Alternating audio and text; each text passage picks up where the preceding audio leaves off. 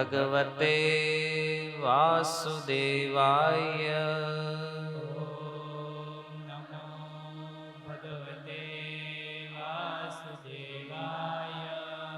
ઓમ નમો ભગવતે વાસુદેવાય.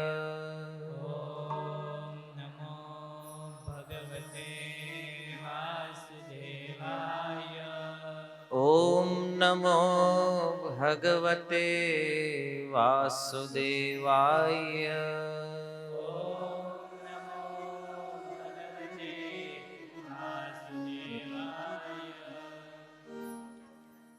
હરે કૃષ્ણ. સ્વાગતમ ઉપસ્થિત સર્વ વૈષ્ણવજન શ્રોતાગણ એવં મહાનુભાવ. આજે આ સત્સંગ પિતૃપક્ષ ઉપલક્ષ્યમાં અહીંયા આયોજિત કરવામાં આવ્યો છે. પિતૃપક્ષ વાસ્તવમાં સનાતન ધર્મનો એક અભિન્ન અંગ છે. પિતૃવિધિ આનું સનાતન ધર્મમાં એક આગવું સ્થાન છે.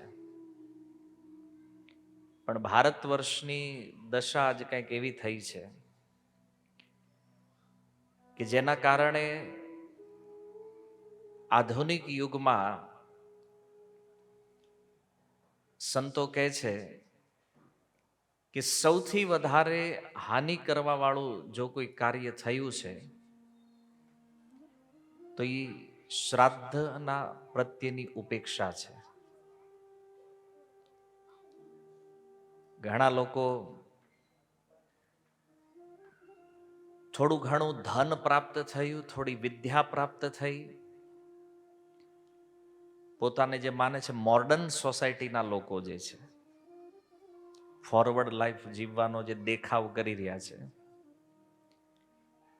એને ધર્મ અંધશ્રદ્ધા લાગે છે. અને એટલા માટે, કારણ કે ધર્મને લઈને એનો પોતાનો કોઈ વિચાર નથી, ધર્મને લઈને એની પોતાની કોઈ સમજ નથી, પણ જે કાંઈ વિચાર જે છે યા તો ટીવીથી મેળવ્યા છે, યા કોઈ વિધર્મી લોકો જે છે એના દ્વારા પ્રાપ્ત થયા છે,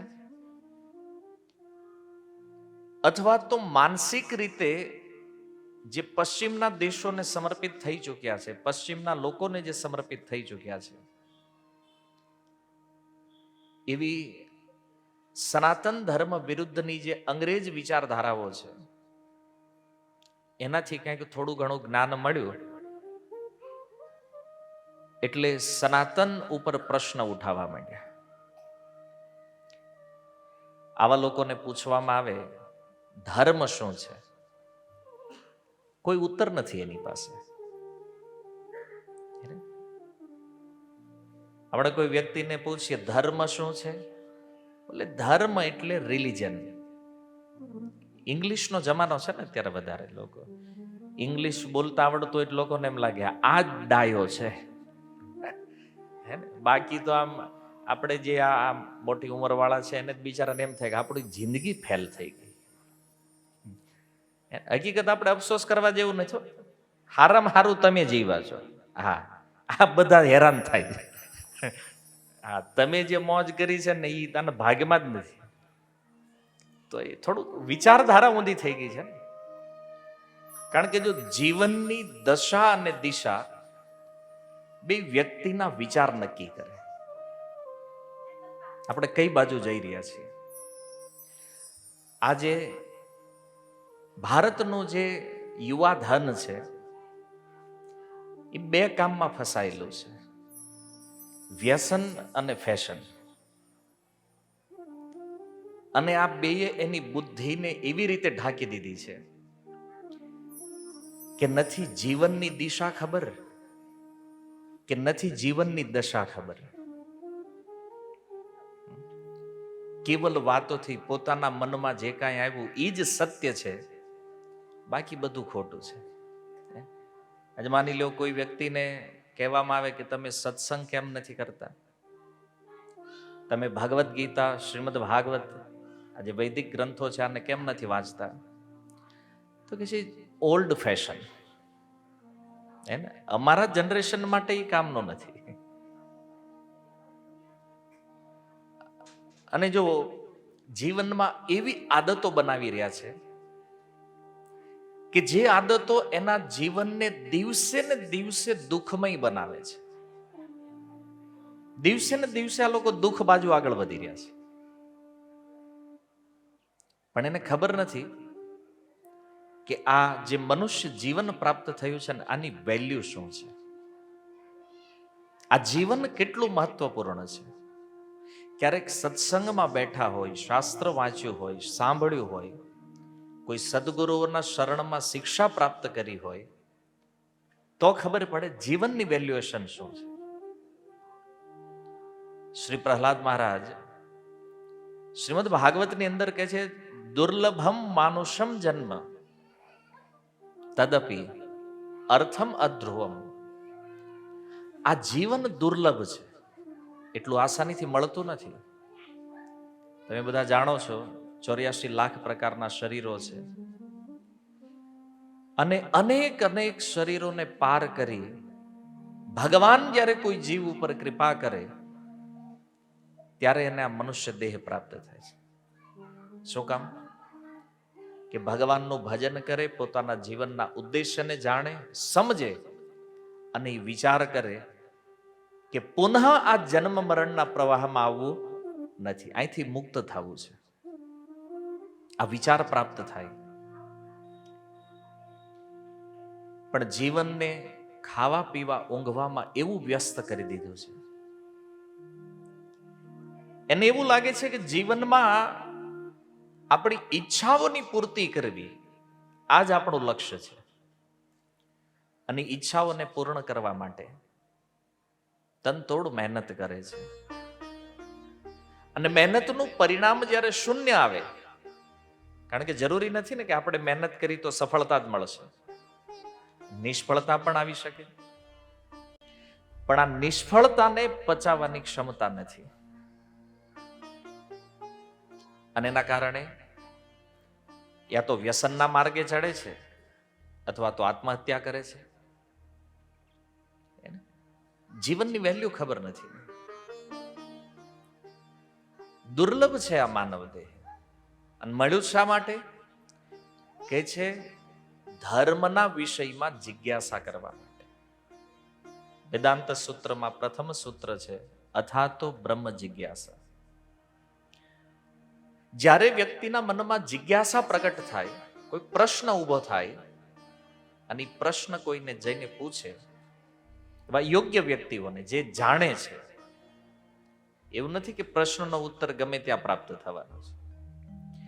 તો જાણકારી જ્યાં મળે છે ત્યાં જઈને યદિ પૂછે તો સહી ઉત્તર પ્રાપ્ત થશે. પણ પ્રોબ્લેમ એ છે એડ્રેસ ખબર નથી, ક્યાં જઈને પૂછવું.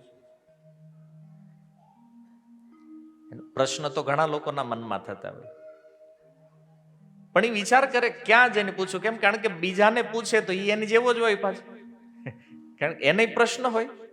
માની લો આપણા મનમાં જિજ્ઞાસા થઈ ને કોઈને કીધું હાલો ને બાજુમાં રહે છે તેને જરાક પૂછીએ કે ભાઈ આ દુનિયામાં બધા લોકોનું મૃત્યુ થાય છે તો આપણું કેમ થાય? તો બાજુવાળો કે મને શું ખબર, કે આપણને એવું લાગે છે આપણું થઈ જાય. તો પૂછવા જાય કે આપણા જીવનમાં એટલા પ્રોબ્લેમ છે, ચાલો ને પાડોશીને જઈને પૂછવી કે ભાઈ તમારી પાસે કઈ ઉપાય છે? પાડોશી કે તારી કરતા મારે વધારે છે. હે ને, તમે આજ કોઈની પાસે તમારો પ્રોબ્લેમ લઈને જાઓ તો એ સામે એનો પ્રોબ્લેમ કાઢે.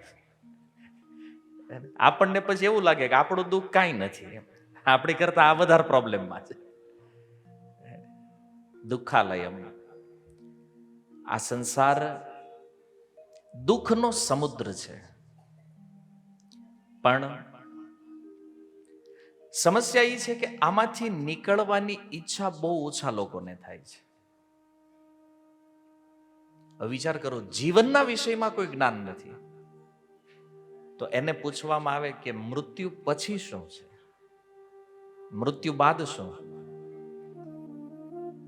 તો એ કહેશે કે મર્યા પછી કાંઈ હોતું નથી. જો આમ થોડો પોતાને ફિલોસોફિકલ માણસ માનતો હોય તો એ કહેશે કે મૃત્યુ પછી કાંઈ હોતું જ નથી. કે કેમ? તો કે બહુ મોટા મોટા ફિલોસોફરો વિદ્વાનોનું કહેવું એવું છે કે એકવાર મરી ગયા એટલે વાર્તા પૂરી. પણ જો હિન્દુ ધર્મની અંદર સનાતન ધર્મની આ માન્યતા નથી.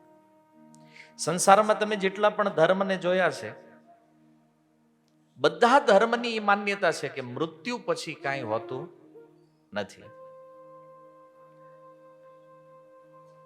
પણ હિન્દુ ધર્મની અંદર પુનર્જન્મનો કોન્સેપ્ટ છે. સનાતન ધર્મની અંદર આપણે માનીએ છીએ કે આપણે પહેલા પણ અસ્તિત્વમાં હતા, આજે પણ છીએ અને ભવિષ્યમાં પણ રહેવાના છીએ. સમજવાનું એ છે કે બંનેમાંથી કઈ માન્યતા સત્ય છે. પણ પશ્ચિમના વિચારોથી પ્રભાવિત હોવાના કારણે આપણે એવું માનીએ છીએ કે ભાઈ મર્યા પછી કાંઈ હોતું નથી. આ બધું તો પહેલાના કોઈ બ્રાહ્મણો ઋષિમુનિઓ એને લખી નાખ્યું છે. કેમ? તો કે નવરા હતા, કામ ધંધો તો અત્યારે જ આવ્યો છે, પહેલા કઈ કામ હતું નહીં. અત્યારના લોકો કેટલા બ્રહ્મા છે જોવા. થોડી ઘણી મહેનત કરે છે, ફેક્ટરીઓ બનાવી છે, સિટીમાં રહેવા માંડ્યા છે શહેરોની અંદર, તો એને એવું લાગે છે કે પહેલા કાંઈ હતું જ નહીં. આ બધું અત્યારે જ આવ્યું છે ને મહેનત આપણે જ કરીએ છીએ. બાકી આપણી પેઢીઓ તો હાવ એ લીમડાના ઝાડ હેઠે હુતા હુતા જિંદગી કાઢી નાખી. આ માન્યતા છે. પણ હકીકત શું છે?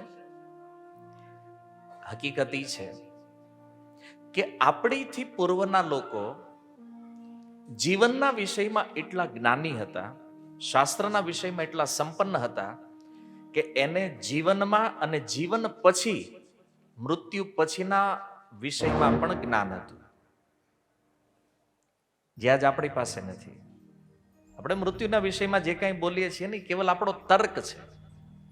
કોઈ પૂછે પ્રમાણ આપણી પાસે નથી. મને એમ થયું કે હું આવું માનું છું તો એ કોઈને કહી દેશું, બીજાને થયું કે ભાઈ હું આવું માનું છું તો એની વાત કહી દેશે. પણ વાસ્તવિક સત્ય શું છે? તો મૃત્યુના વિષયમાં પણ અજ્ઞાન છે, જન્મના વિષયમાં પણ અજ્ઞાન છે. નથી જીવનની ખબર કે નથી મૃત્યુ પછીની ખબર, કોઈ જ્ઞાન નથી. તો હવે વિચાર કરો કે આપણું જીવન કઈ દિશામાં જઈ રહ્યું છે, આપણે કેવી રીતે જીવન જીવી રહ્યા છીએ? આ બહુ મોટો પ્રશ્ન છે. અને જીવનની દિશા ખબર નથી ને એટલે પરિવારોમાં ક્લેશ વધી રહ્યા છે, પરિવારોમાં વિવાદ વધી રહ્યો છે, દુઃખ વધી રહ્યું છે, મનુષ્ય વચ્ચે લડાઈઓ વધી રહી છે. એ શારીરિક સ્તર ઉપર તમે જુઓ તો પરિવારની લડાઈ હોય કે પછી બે રાષ્ટ્ર વચ્ચેની લડાઈ હોય, એને પરિવારમાં બે સભ્ય લડાઈ કરતા હોય કે વિશ્વમાં બે દેશો લડાઈ કરતા હોય, બંનેનું કારણ શું છે ખબર છે? અજ્ઞાન. જ્ઞાન નથી કોઈ વિષયમાં. એટલા માટે જ્યાં આપણી બુદ્ધિની પહોંચ નથી અથવા આપણી બુદ્ધિ જે વિષયને પકડવામાં સક્ષમ નથી એને આપણે અંધશ્રદ્ધા કહીએ છીએ. આજે કોઈને આપણે કહીએ તમે ભગવદ્ ગીતા વાંચો, નહીં, પેલા એ કયો આ લખી જ કોણે? ભાઈ એવા વ્યક્તિએ લખી છે જે તમારી કરતા અનંત ગણા બુદ્ધિમાન હતા. એટલે એ પ્રશ્ન પૂછવાની જરૂર નથી શાસ્ત્ર પ્રતિ. નો ડાઉટ પ્રશ્ન પૂછવાની તો સનાતન ધર્મમાં ખુલ્લી પરમિશન છે. પણ આપણે છે ને આત્મકલ્યાણના પ્રશ્નને છોડીને ફાલતુ પ્રશ્ન વધારે કરીએ છીએ. ઘણી વાર લોકો પૂછે શ્રવણના માતા પિતાનું નામ શું હતું? હવે એના માતા પિતાનું નામ આવડે કે ન આવડે, તમારે ભજન કરવાનું છે કે નામ આવડશે તેમ વૈકુંઠ વયા જવાના છે? પ્રશ્ન કેવો હોવો જોઈએ? તો પ્રશ્ન પૂછતા જ નથી આવડતો તો ઉત્તરની તો વાત જ નથી.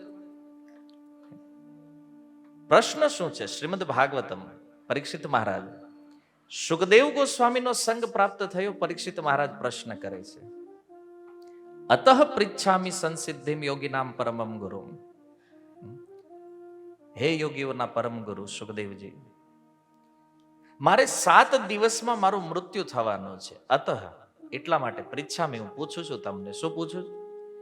કિમ કર્તવ્યમ રે માણસે, મરનાર જેનું મૃત્યુ નિકટ છે આ વ્યક્તિએ શું કરવું જોઈએ? આ પ્રશ્ન છે જેના ઉત્તરમાં સુખદેવ ગોસ્વામી મૃત્યુ ઉપર વિજય પ્રાપ્ત કરવાની કળા એને બતાવે છે શ્રીમદ ભાગવતમના રૂપમાં. ભગવદ્ ગીતા સાક્ષાત ભગવાન કૃષ્ણના મુખેથી નીકળેલી આ વાણી છે. અને જો જેટલું પણ વૈદિક સાહિત્ય છે ને, એનો પ્રારંભ એક પ્રશ્નથી થયો છે. અને આ કેવા પ્રશ્નો છે? જે પ્રશ્ન આત્મકલ્યાણનું કાર્ય કરે, જીવને કલ્યાણના માર્ગ બાજુ આગળ લઈ જાય છે, આવા પ્રશ્નો છે. સુખદેવજી કહે છે કે કળિયુગની અંદર લોકોને આવી બધી વાતોમાં રુચિ નથી. આત્મકલ્યાણની ચર્ચા જ્યાં થતી હોય એમાં રસ નથી. હમણાં તમે અહીંયા બીજી કોઈક વાતો શરૂ કરી દો, કાલ્પનિક વાર્તાઓ, એને કાલ્પનિક ચર્ચાઓ, સમાજની ચર્ચા, રાજનીતિની ચર્ચા, તો હજારો લાખો લોકો આમાં રસ લે છે સાંભળવામાં.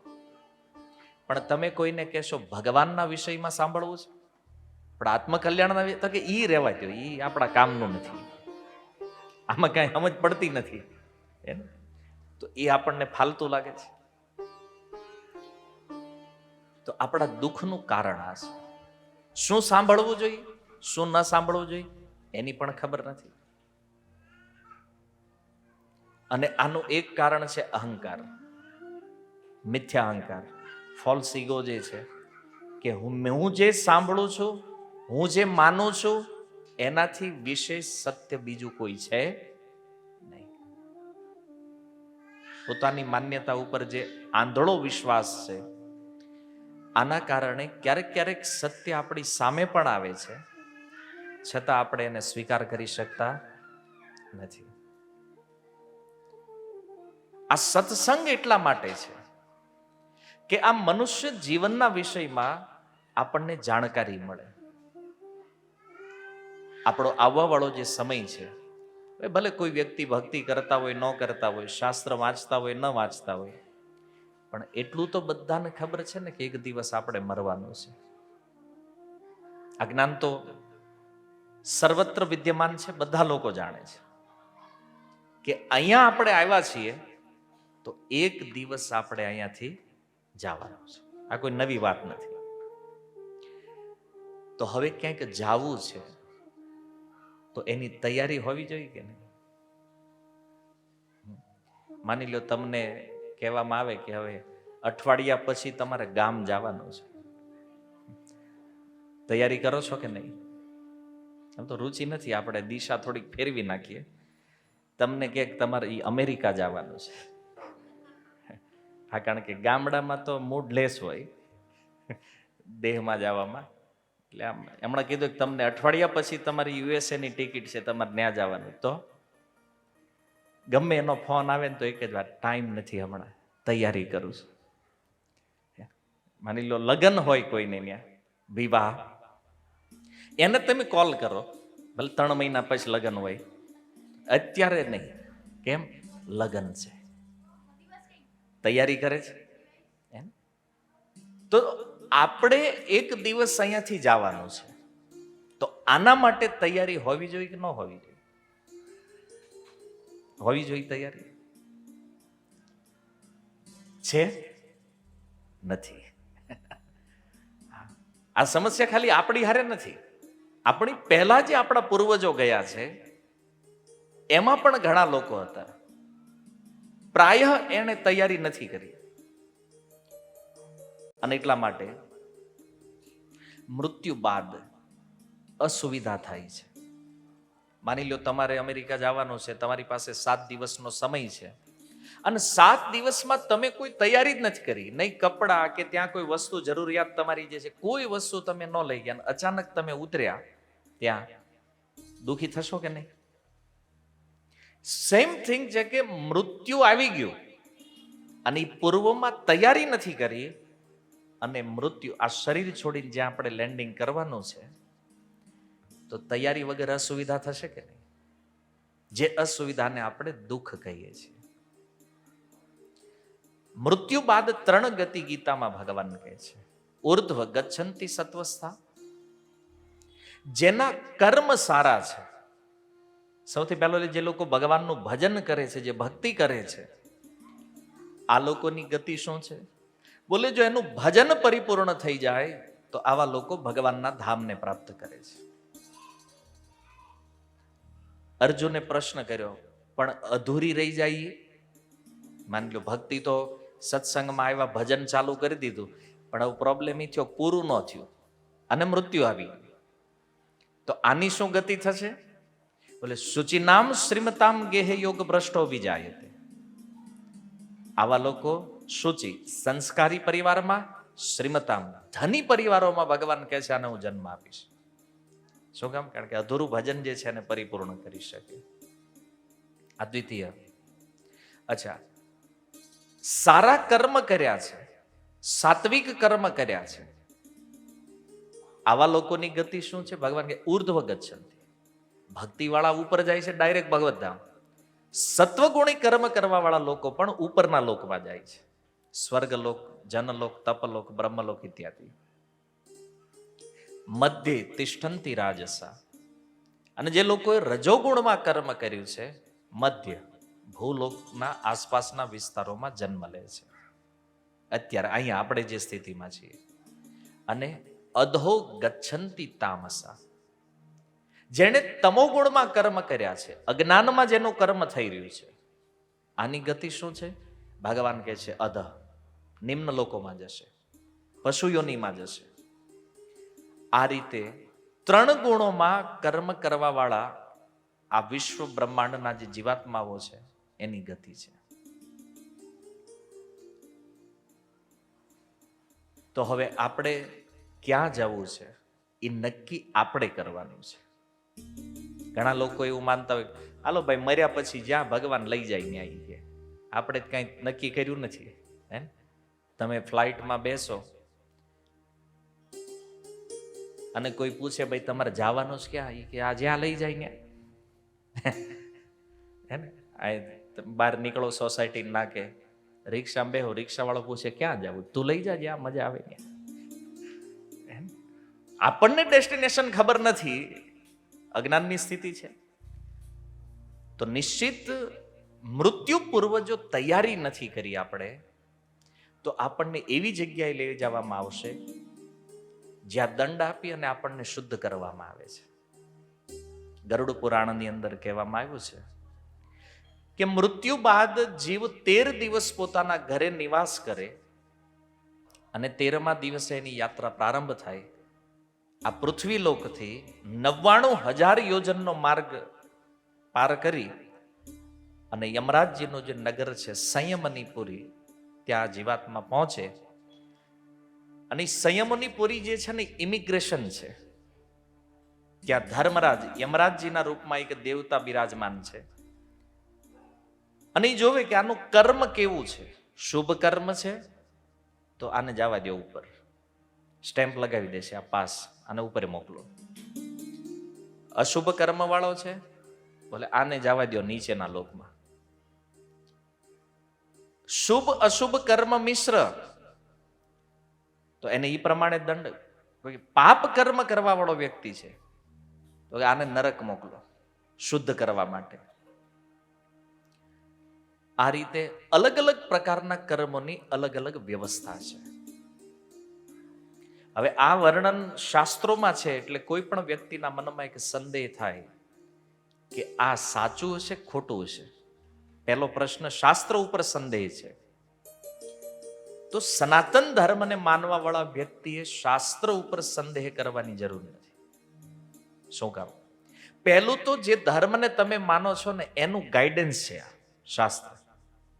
ધર્મની વિદ્યા ક્યાંથી આવી છે? શાસ્ત્રથી. જીવન કે મરણના વિષયમાં કોઈ પણ જ્ઞાન આપણે પ્રાપ્ત કરવું છે એ આવે છે શાસ્ત્રથી. અને આ વિશ્વમાં જેટલું પણ જ્ઞાન છે આ બધાનું મૂળ શાસ્ત્ર છે. દુર્ભાગ્ય એ છે કે આપણે શાસ્ત્ર માનતા નથી. આપણને આપણા શાસ્ત્રો ઉપર સંશય છે. કોઈ પણ ક્રિશ્ચનને તમે પકડો અને પૂછો કે કુરાનમાં તમને કેટલી શ્રદ્ધા, બાઇબલમાં કેટલી શ્રદ્ધા છે તમને, તો કે છે એમાં જે લખ્યું છે એને અમે સત્ય માનીએ છીએ. કોઈ મુસ્લિમ વ્યક્તિને પૂછો કુરાનમાં તમારી શ્રદ્ધા કેટલી છે, બોલે એમાં જે લખ્યું છે અક્ષરશઃ સત્ય છે. કોઈ શીખ હોય એને પૂછો ગુરુ ગ્રંથ સાહિબમાં તમારી શ્રદ્ધા કેટલી છે, બોલે આમાં જે લખ્યું છે એ અક્ષરશઃ સત્ય છે. પણ કોઈ હિન્દુને પૂછો શાસ્ત્રમાં તમારી શ્રદ્ધા કેવી છે, તો બોલે આપણને ખબર જ નથી શાસ્ત્ર છે હું. આ દશા છે. અને એમાં વળી કોક આપણને એવું માઇન્ડમાં નાખી દે કે આ તો બધી અંધશ્રદ્ધા, એટલે આપણે પહેલા એ પકડી લઈએ. શું કામ? કારણ કે આત્મા છે ને નેગેટિવ વસ્તુ તરત સ્વીકાર કરે છે. પોઝિટિવ વસ્તુમાં એટલું જલ્દી સ્વીકાર નહીં કરે, નેગેટિવ વસ્તુ જલ્દી પકડી લે છે. અચ્છા, તમને શાસ્ત્ર ઉપર સંદેહ થાય છે, ચાલો નો ડાઉટ, કાંઈ વાંધો નહીં. પણ તમે ક્યારેય તમારા બાળકોના જે પાઠ્યપુસ્તક છે અને એ પાઠ્યપુસ્તક જેણે લખ્યું છે એ વ્યક્તિને ઓળખો જ તમે? બધાના બાળકો જાય છે ને સ્કૂલે, તો એના જે પુસ્તકો છે જેણે લખ્યા છે વ્યક્તિને ઓળખો છો? નથી ઓળખતા. છતાં એમાં વિશ્વાસ રાખો છો? બરાબર. તો પછી સ્વયં ભગવાનના અવતાર વ્યાસદેવ દ્વારા રચિત આ જે શાસ્ત્ર છે આમાં આપણી શ્રદ્ધા કેમ નથી? આ પ્રશ્ન પોતાની જાતને પૂછવા જેવું છે. આમાં શ્રદ્ધા કેમ નથી આપણને? આમાં અવિશ્વાસ શા માટે છે? બીજું એક પ્રમાણ આપું તમને કે જે જ્ઞાન શાળાઓ કોલેજોની અંદર જે ટેક્સ્ટ બુકના રૂપમાં આપણે ભણીએ છીએ, તમને બધાને ખ્યાલ છે કે સમયાંતરે આને અપડેટ કરવું પડે છે. કરવું પડે છે. તમે જ્યારે ભણતા હતા જે પાઠ્યપુસ્તક હતા એ આજે નથી. આપણા દાદા જે પુસ્તક ભણ્યા એ આપણે નથી ભણ્યા, આપણે જે ભણ્યા આપણા સંતાનો નથી ભણતા. કેમ? કારણ કે આ જ્ઞાન બદલાયા કરે છે, આને અપડેટ કરવું પડે છે. અચ્છા, તમે ક્યારેય સાંભળ્યું કે ભગવદ્ ગીતા અપડેટ એડિશન આવ્યું હોય એવું? કે પેલો ભગવાન કૃષ્ણએ 5000 વર્ષ પહેલા કીધું જૂનું થઈ ગયું, તો હવે ભગવદ્ ગીતા નવી કરીએ આપણે. નહીં, 700 શ્લોક 5000 વર્ષ પૂર્વ કુરુક્ષેત્રની યુદ્ધ ભૂમિમાં અર્જુનને કહેવામાં આવ્યા, આજે પણ એઝ ઇટ ઇઝ છે. 18000 શ્લોક શ્રીમદ ભાગવતમ પાવન ગંગાજીના તટે સુખદેવ ગોસ્વામીના મુખેથી જે આ ભાગવત નીકળ્યું છે આજે પણ એઝ ઇટ ઇઝ છે. આ બંને પ્રમાણ છે. હવે તમે વિચારો કે આ બંનેમાંથી પ્રમાણિત જ્ઞાન કયું છે? વેદ શાસ્ત્ર પ્રમાણિત છે, ટેક્સ્ટ બુક પ્રમાણિત છે. વેદ પ્રમાણભૂત જ્ઞાન છે, કારણ કે બધા જ્ઞાનનો જે મૂળ સ્ત્રોત છે ને એ વેદ છે. પણ એ વેદમાં આપણી શ્રદ્ધા નથી, અને શ્રદ્ધા નથી એટલા માટે શ્રાદ્ધ ઇત્યાદિ કર્મોમાં આપણો વિશ્વાસ ધીરે ધીરે ઓછો થતો જાય છે. કારણ પણ ગીતામાં કહેવામાં આવ્યું છે કે વેદ ધર્મનો નાશ ક્યારે થાય? જ્યારે વર્ણશંકર સંતાનો ઉત્પન્ન થાય. કુળમાં જ્યારે અધર્મ પ્રવેશ કરે ને, આનો શિકાર કોણ બને છે? બે વ્યક્તિઓ, સ્ત્રી અને બાળક. અર્જુન કહે છે સ્ત્રીશુ દુષ્ટાશુ વાર્ષ્ણેય જાયતે વર્ણશંકર. કુળના જે કુળ ધર્મ છે, કુળ પરંપરાઓ છે, આનો નાશ થવાથી સ્ત્રીઓ દૂષિત થાય. એક પ્રશ્ન તમને થાય કે કુળ ધર્મ નાશ થાય અને સ્ત્રીને આની હારે શું લેવા દેવા છે? તો જો કુળ ધર્મ અનુસાર જે પરંપરાઓ આપણા પૂર્વજોએ બનાવેલી હતી અને એના કારણે સ્ત્રીઓ ધર્મમાં વ્યસ્ત રહેતી હતી. તમે જો ગામડામાં રહેતા આપણે રાંધણ છઠ હોય, પછી શીતળા સાતમ આવે, જળજીણી એકાદશી હોય, એક પછી એક ફેસ્ટિવલો રહેતા, જેના કારણે સ્ત્રીઓ જે છે એનો ધર્મ સાથે એક લગાવ રહેતો, ધાર્મિક પ્રવૃત્તિઓમાં જોડાયેલી રહેતી. અને એટલા માટે આજે બધા ફેસ્ટિવલો હતા, નાના નાના જે કાર્યક્રમો આવે છે આપણા, આ સ્ત્રીઓની સુરક્ષા હતી, આ કવચ હતું સ્ત્રીઓ.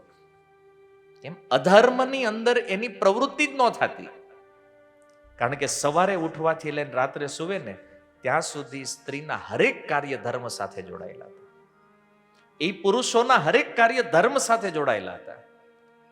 અને જો આપણે ત્યાં જાગવાથી લઈ અને સુવા સુધીની જેટલી ક્રિયા છે ને, આ બધું ધર્મ સાથે જોડાયેલું છે.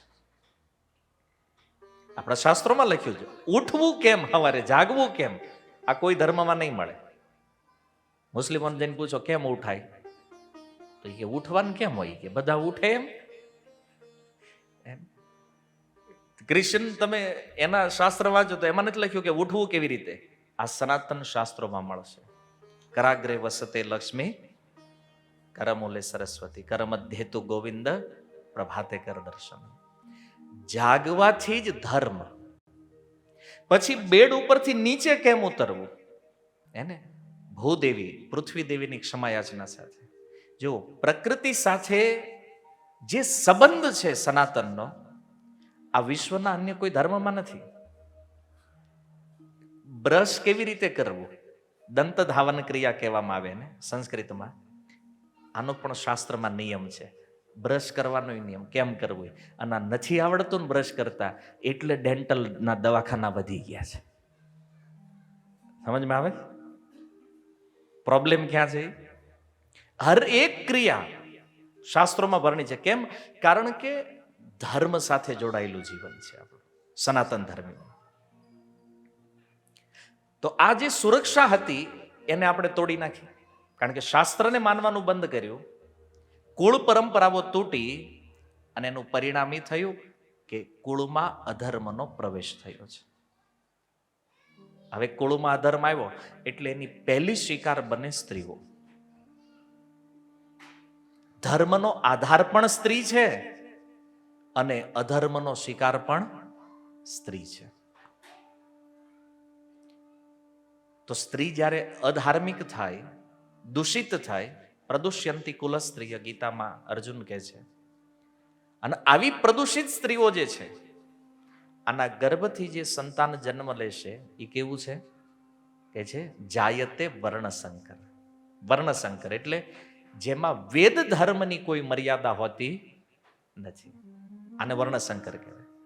જે બાયચાન્સ પ્રગટ થયા છે, એને લાવવાના નહોતા આ પૃથ્વી ઉપર, પણ કોઈની કામનાઓ વાસનાઓના કારણે જે બાયચાન્સ પ્રગટ થઈ ગયા છે, આ બધા વર્ણશંકર છે. અચ્છા, અધર્મનો બીજો શિકાર કોણ છે? આ બાળકો, કુળના જે બાળકો છે એ વર્ણશંકર થઈ ગયા. અને વર્ણશંકર બાળકોનું કાર્ય શું છે? વેદ ધર્મનો નાશ. જે પરંપરાઓ ચાલતી આવે છે, આ પરંપરાઓનો નાશ કરવો, આ વર્ણશંકર બાળકોનું કાર્ય છે. અર્જુન કહે છે આ શું કરશે? તો કહે છે લુપ્ત પિંડોદક ક્રિયા. વર્ણશંકર જે છે એ શું કરે? તો કે પિંડદાન ઇત્યાદિ જે ક્રિયા છે, જો પિતૃઓની અપેક્ષા આપણાથી શું છે?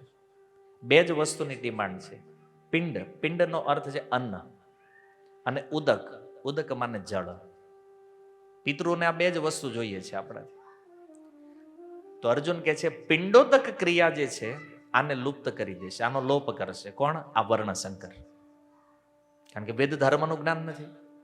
નહીં તો વેદ ભગવાન શું કહે છે માતા પિતાના વિશે? માતૃદેવો ભવ, પિતૃદેવો ભવ.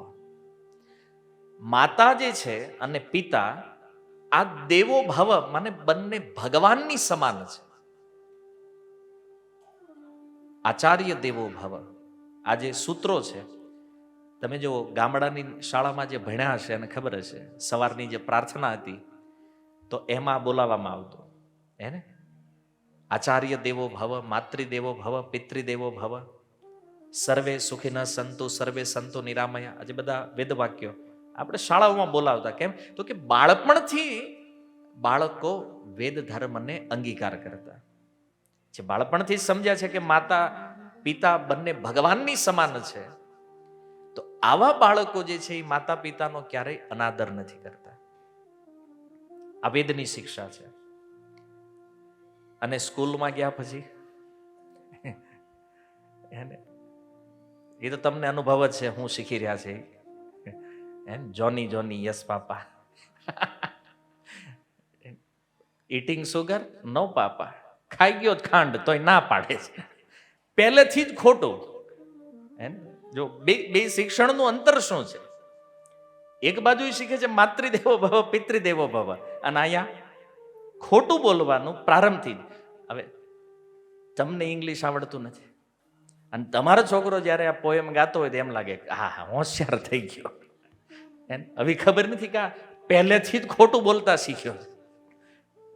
એ પોએમનો મિનિંગ શું છે કે ઓલો છોકરાએ ખાંડ ખાઈ લીધી છે અને પપ્પા પૂછે છે ખાધી, તો ઓલો ના પાડે નથી ખાધી. અંતર છે. જો ભણવું જીવનમાં જરૂરી છે, જીવન જીવવા માટે, જીવનમાં આગળ વધવા માટે, પણ એજ્યુકેશન સર્વે સર્વા નથી. ધન કમાવવું જીવનમાં જરૂરી છે, પણ ધન જીવનમાં સર્વે સર્વા નથી. જીવનમાં જે વસ્તુ જરૂરી છે બધું જ કરો, શાસ્ત્ર એની ના નથી કહેતું તમને, પણ જીવનમાં જો ધર્મ નથી તો આ બધાની કોઈ વેલ્યુ નથી. આ બધું શૂન્ય છે. એટલા માટે તમે ખૂબ ધની હોવ, ખૂબ ફોરવર્ડ લાઈફમાં હોવ, પણ જો ધર્મ સાથે જોડાયેલા છો તો તમારા જીવનમાં સુખ, શાંતિ અને આનંદ છે. આ બધી વસ્તુ છે તમારી પાસે. એજ્યુકેશન છે, ધન છે, સારો સમાજ છે, સારો વ્યવહાર છે, પણ જો ધર્મ નથી તો તમે હંમેશા માટે દુઃખી રહેશો અને દુઃખ સાથે મૃત્યુ થવાનું છે. તો મૂળમાં મારે વાત તમને એ કહેવી છે કે આપણું શાસ્ત્ર જે છે એ આપણને ન કેવલ જીવન જીવતા, પણ જીવનના ઉચ્ચ મૂલ્યો, સદાચાર અને મૃત્યુ પછી પણ સેવા કેવી રીતે કરી શકાય આની શિક્ષા આપણા વેદોથી પ્રાપ્ત થઈ છે. તમે વિચાર કરો, એક મુસલમાન બાદશાહ શાહજહાં, નામ સાંભળ્યું છે ને? તાજમહેલ જેને બનાવડાવ્યો છે. આ શાહજહાં એનો પુત્ર હતો એક ઔરંગઝેબ. જ્યારે રાજા બન્યો ને એટલે એને આ શાહજહાંને તાજમહેલમાં નજર કેદ રાખ્યા અને ત્રાસ એવો આપ્યો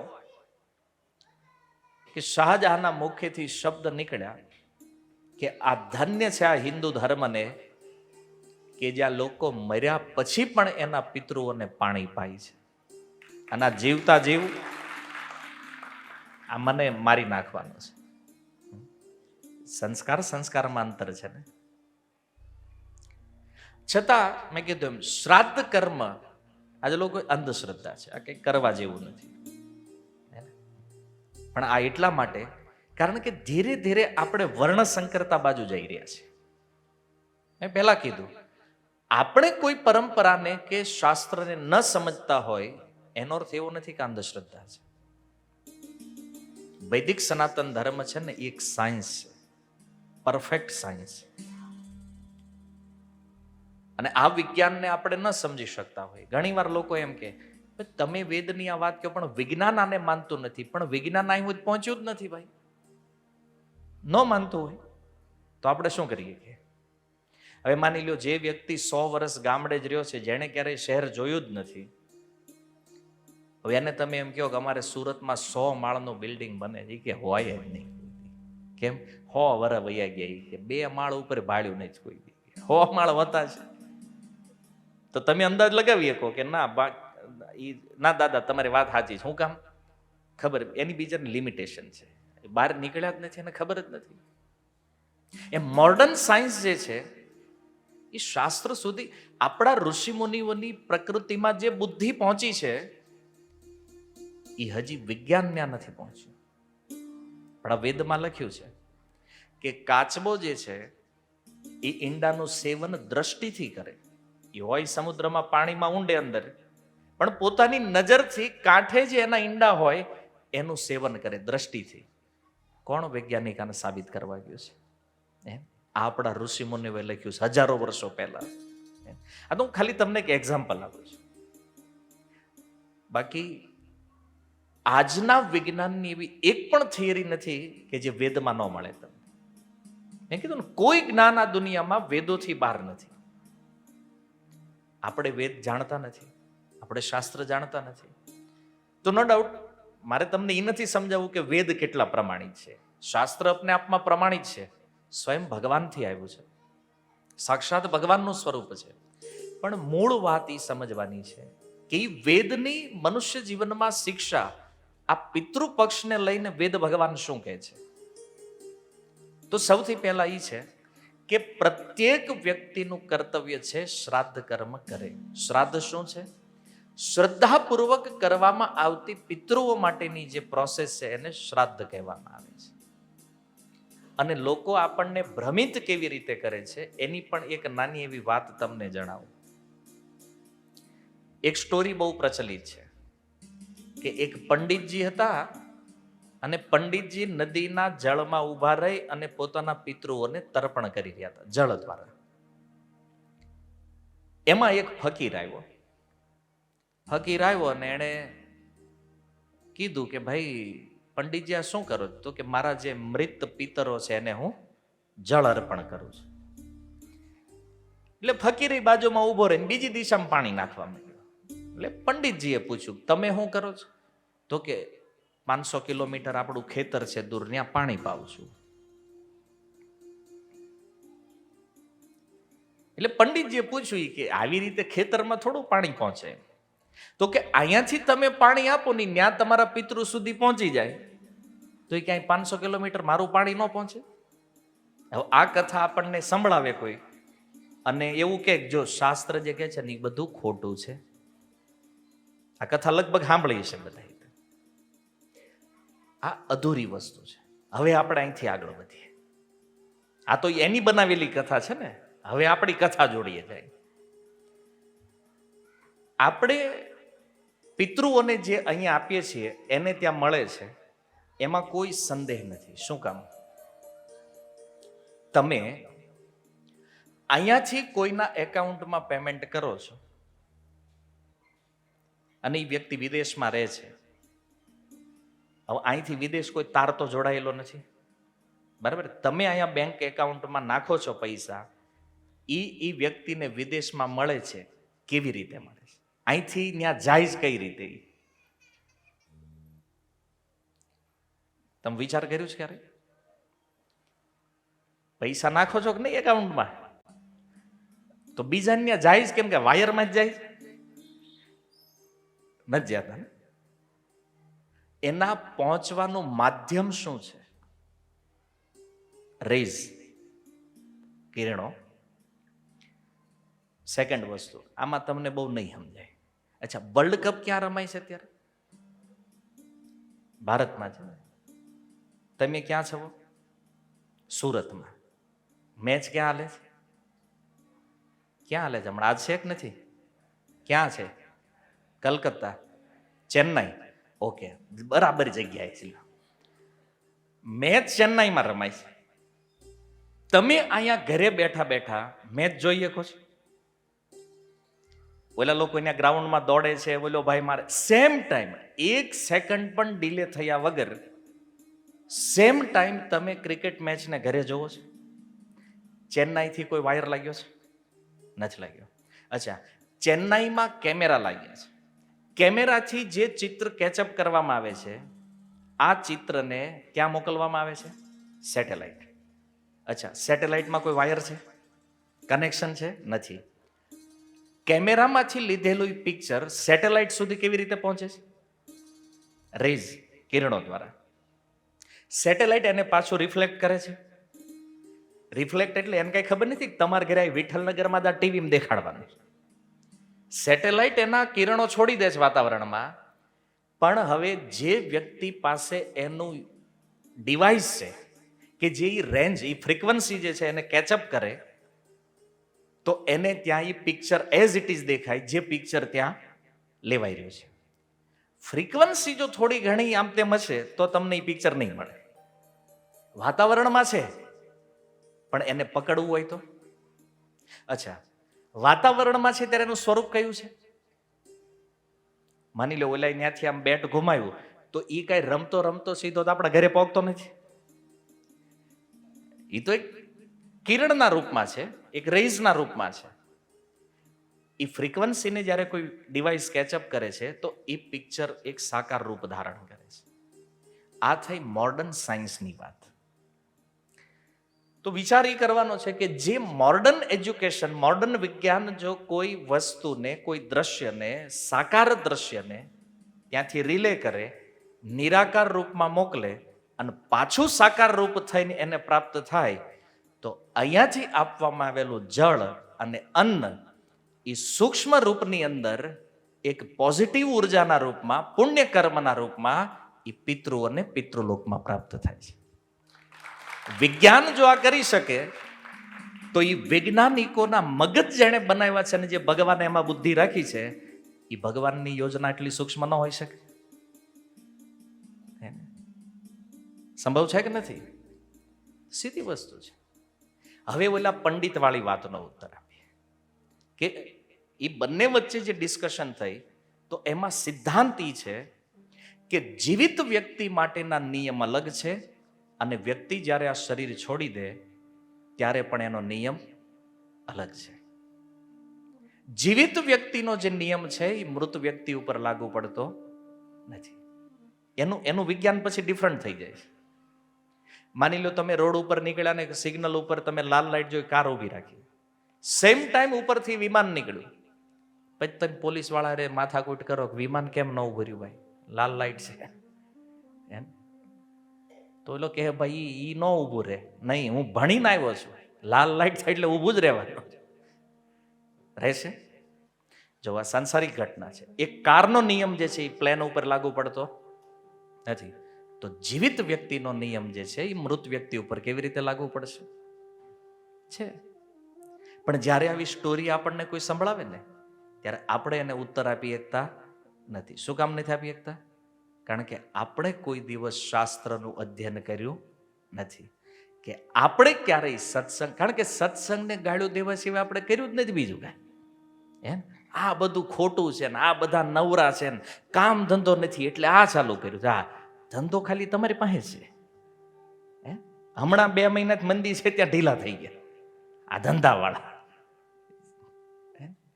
કેટલું અભિમાન છે બિઝનેસનું, ધનનું, એજ્યુકેશનનું. અને રાખો, મારે કોઈ વાંધો નથી એને, પણ આપણી અંધશ્રદ્ધા બીજા ઉપર થોપવાનો પ્રયાસ શું કામ કરો છો? વેદ તો સાયન્સ છે, વિજ્ઞાન છે, અને આપણી પાસે બધું છે. બિઝનેસ છે, એજ્યુકેશન છે, સમાજ છે, ઓળખાણો છે, નામ છે, દુઃખ રોકાણો. હરેક ઘરોની અંદર આજ સમસ્યા છે કે દીકરો છે બાપની વાત માનતો નથી. એને 50 કરોડ તમારા એકાઉન્ટમાં પડ્યા હોય, મનાવી શકો તમારા દીકરાને.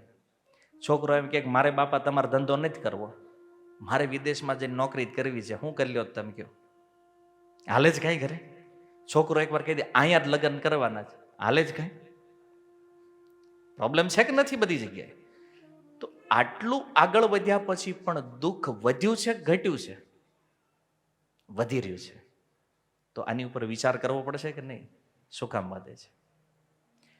કારણ એક જ છે, વેદ ધર્મ શાસ્ત્રથી દૂર થયા છે. એટલા માટે સીધી વસ્તુ શાસ્ત્રોમાં કીધું, માતૃદેવો ભવ પિતૃદેવો ભવ. માતા પિતાની સેવા ભગવાનની સેવાની સમાન કરવી જોઈએ.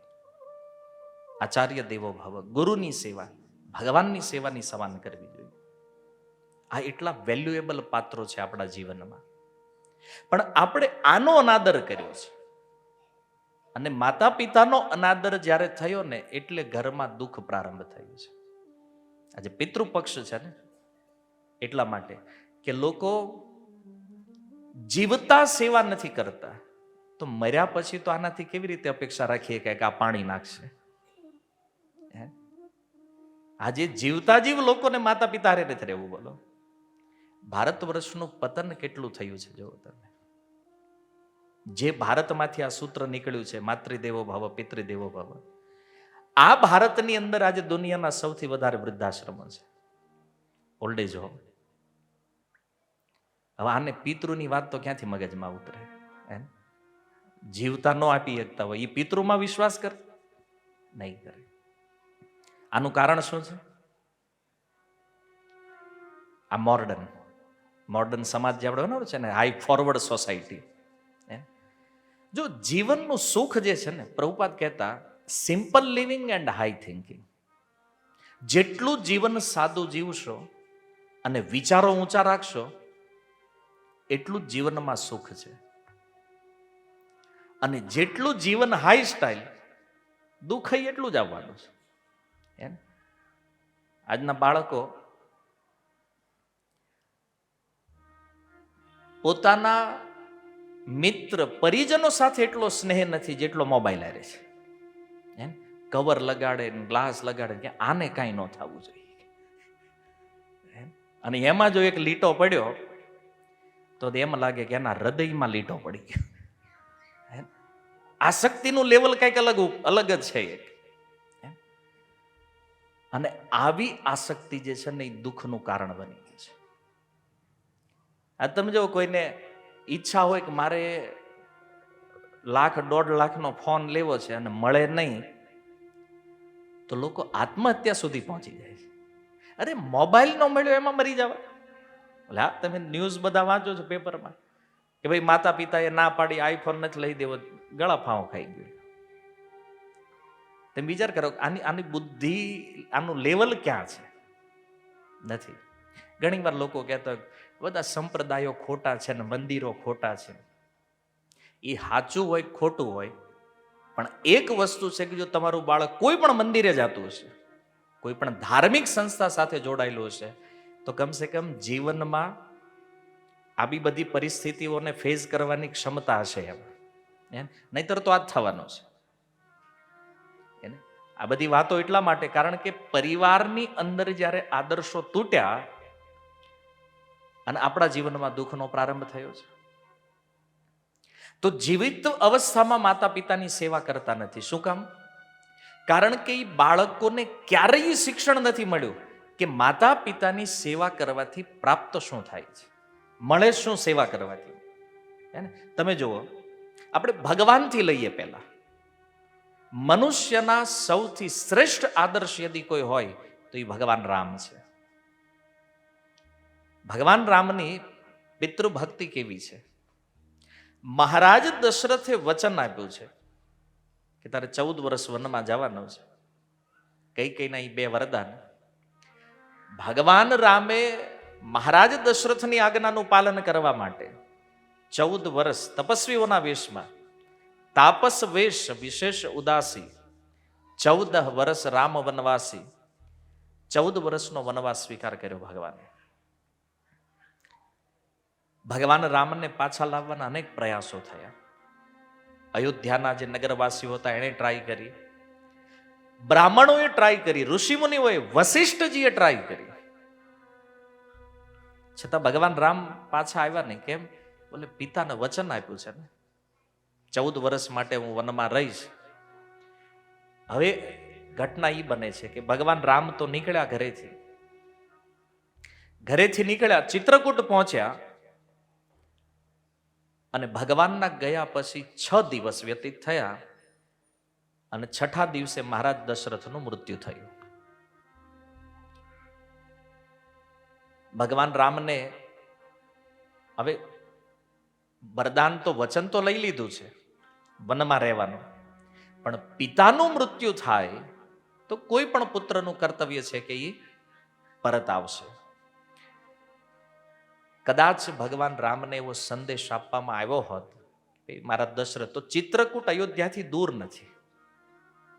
એ ઉત્તર ભારતની અંદર જે લોકો ગયા છે એને ખબર હશે, ચિત્રકૂટ ને અયોધ્યા વચ્ચે કઈ એવું અંતર નથી કે ભગવાન રામ ન જઈએ કે ત્યાં. છતાં ભગવાન ગયા નહીં. પિતૃ આજ્ઞાનું પાલન. કેમ કીધું ને, તપસ્વીઓના વેશમાં, તાપસ વેશ. તપસ્વીઓના વેશમાં એટલે કે એ નગરમાં પ્રવેશ ન કરી શકે. ભગવાન રામને જે વનવાસ મળ્યો છે ને, એ કેવો વનવાસ છે? જંગલના માર્ગે ચાલવાનું છે. કોઈ ગામ કે શહેરમાં એ એન્ટર થઈ શકે નહીં. હવે મહારાજ દશરથનું મૃત્યુ અયોધ્યામાં થયું છે, તો એનો અગ્નિદાહ આપવા માટે પ્રભુ રામને અયોધ્યામાં પ્રવેશ કરવો પડે. અને એટલા માટે ભગવાન રામ પિતાના અગ્નિદાહની જે ક્રિયા છે મોટો પુત્ર કરે શાસ્ત્રીય વિધાન અનુસાર, છતાં ભગવાન રામ આવ્યા નહીં. કેમ? તો કે ડાયરેક્ટ અગ્નિ સંસ્કાર આપવા કરતા વિશેષ મહત્વ પિતાની આજ્ઞાનું છે. જીવનમાં માતા પિતા જે કહે છે એ જ બ્રહ્મ વાક્ય છે. માતા પિતાની જે આજ્ઞા, ગુરુની જે આજ્ઞા છે, એ શરીરની સેવા કરતા પણ વાણીની સેવા મહત્વપૂર્ણ છે. બે પ્રકારની સેવા શાસ્ત્રોમાં છે, વપુ સેવા અને વાણી સેવા. શારીરિક સેવા મહત્વપૂર્ણ છે, પણ એનાથી વિશેષ મહત્વ વચન છે, આજ્ઞા છે. અને પિતૃ આજ્ઞાનું પાલન. જો એક પ્રશ્ન રામાયણમાં ઉઠ્યો કે રાવણ અને રામની જો તુલના કરવામાં આવે, અચ્છા ધનમાં તુલના કરો, ધનવાન કોણ હતું, રામ કે રાવણ? રાવણ, સોનાની લંકા.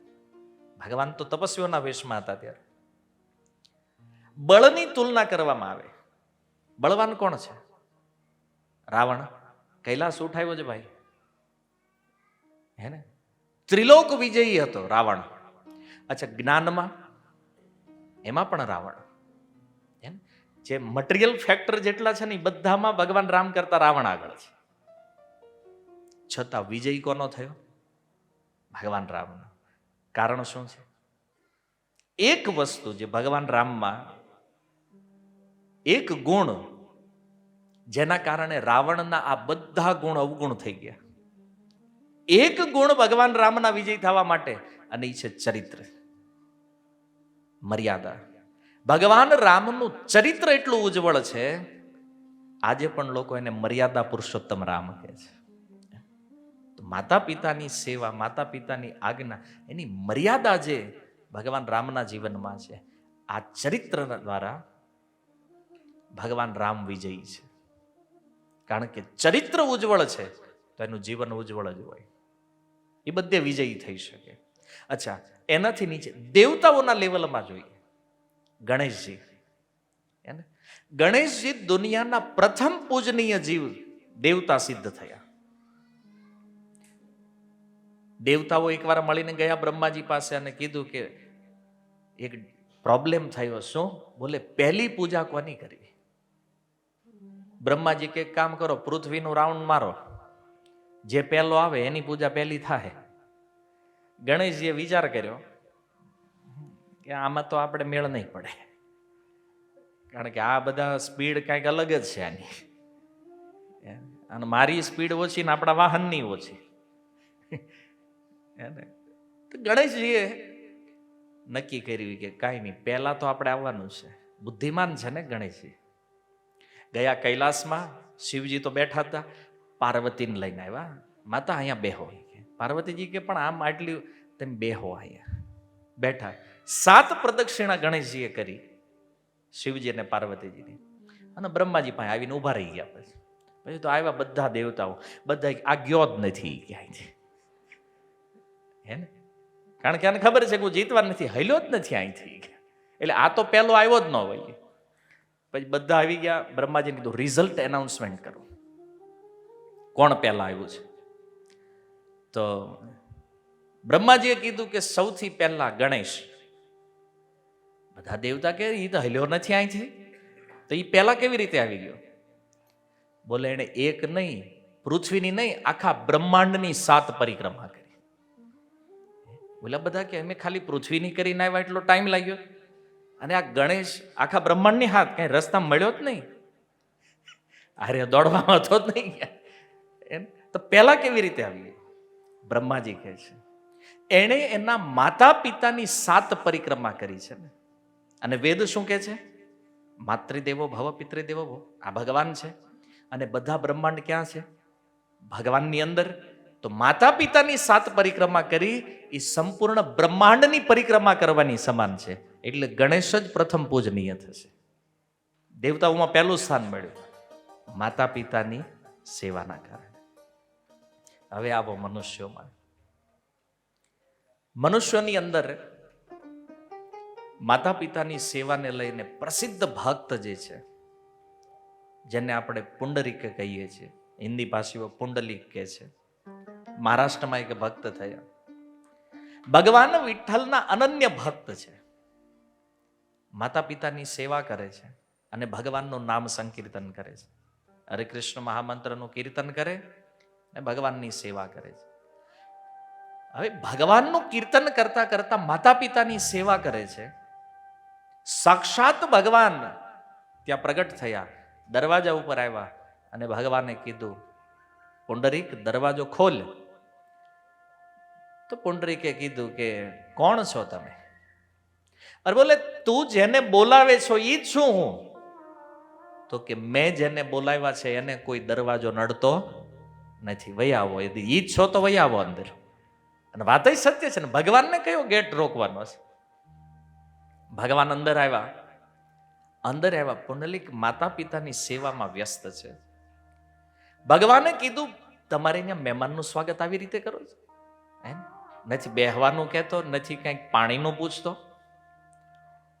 પુંડલિક કે સામે નથી જોતા ભગવાન પાછળ ઊભા છે, એના માતા પિતાની સેવામાં વ્યસ્ત છે. એને કીધું, મારા પિતાના ચરણ દબાવું છું, ટાઈમ નથી મારી પાસે. ભગવાન કે આવું સ્વાગત? અચ્છા, સ્વાગત કરવું છે. એક ઈંટ પડી હતી બાજુમાં, લઈને ફેંકી ભગવાનમાં. આસન છે, ઉભા રહી જવાની ઉપર.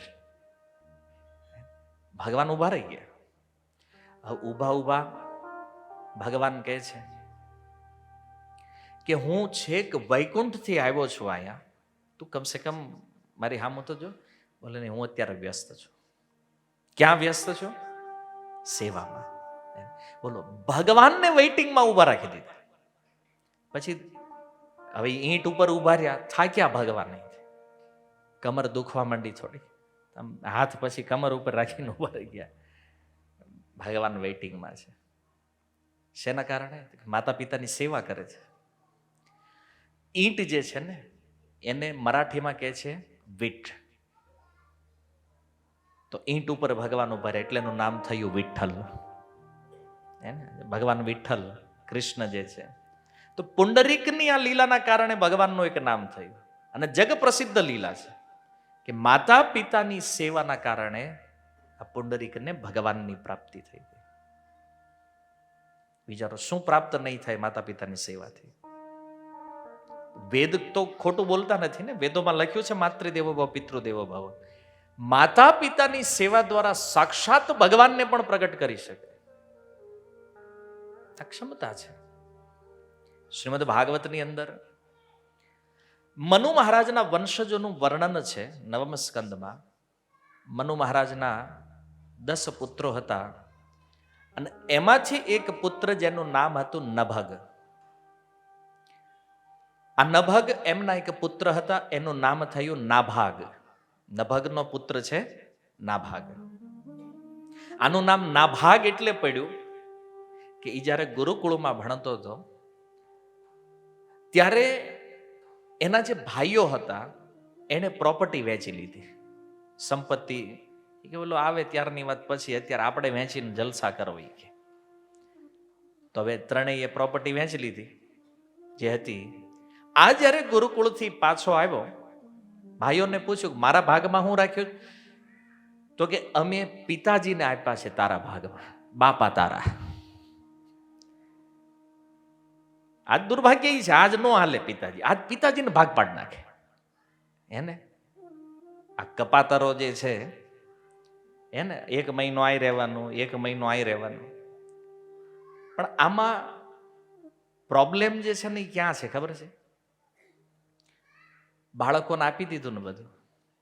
હમણાં મકાન તમારા નામે હોય, જમીન તમારા નામે હોય, ન કરી હોય તોય સેવા કરે, અને મરી ગયા પછી ઓટોમેટિક એનું થઈ જવાનું છે. એટલે એમ લાગતું હોય કે સેવા કરવાને દેવાનું જ નહીં પહેલેથી, ક્યાં જવાના છે. અને હવે તમારે ચિંતાની બહુ જરૂર નથી. હવે કોર્ટે નિયમ આપી દીધો છે કે દીકરાઓને સંપત્તિ આપી દીધી ને વળી જો પાછા એ તમારી સેવા ન કરે તેમ પાછી લઈ શકો છે. આ નિયમ બની ગયો છે. સંવિધાનમાં તમને જાણકારી ન હોય. હા, ઈ ભલ રખડે રોડે તમ તાર પછી. એક સરકારે હેલ્પ કરી છે, તો આને તો બિચારાને થયું કે પિતાજી ભાગમાં આવ્યા પણ પિતૃભક્ત છે ના ભાગ.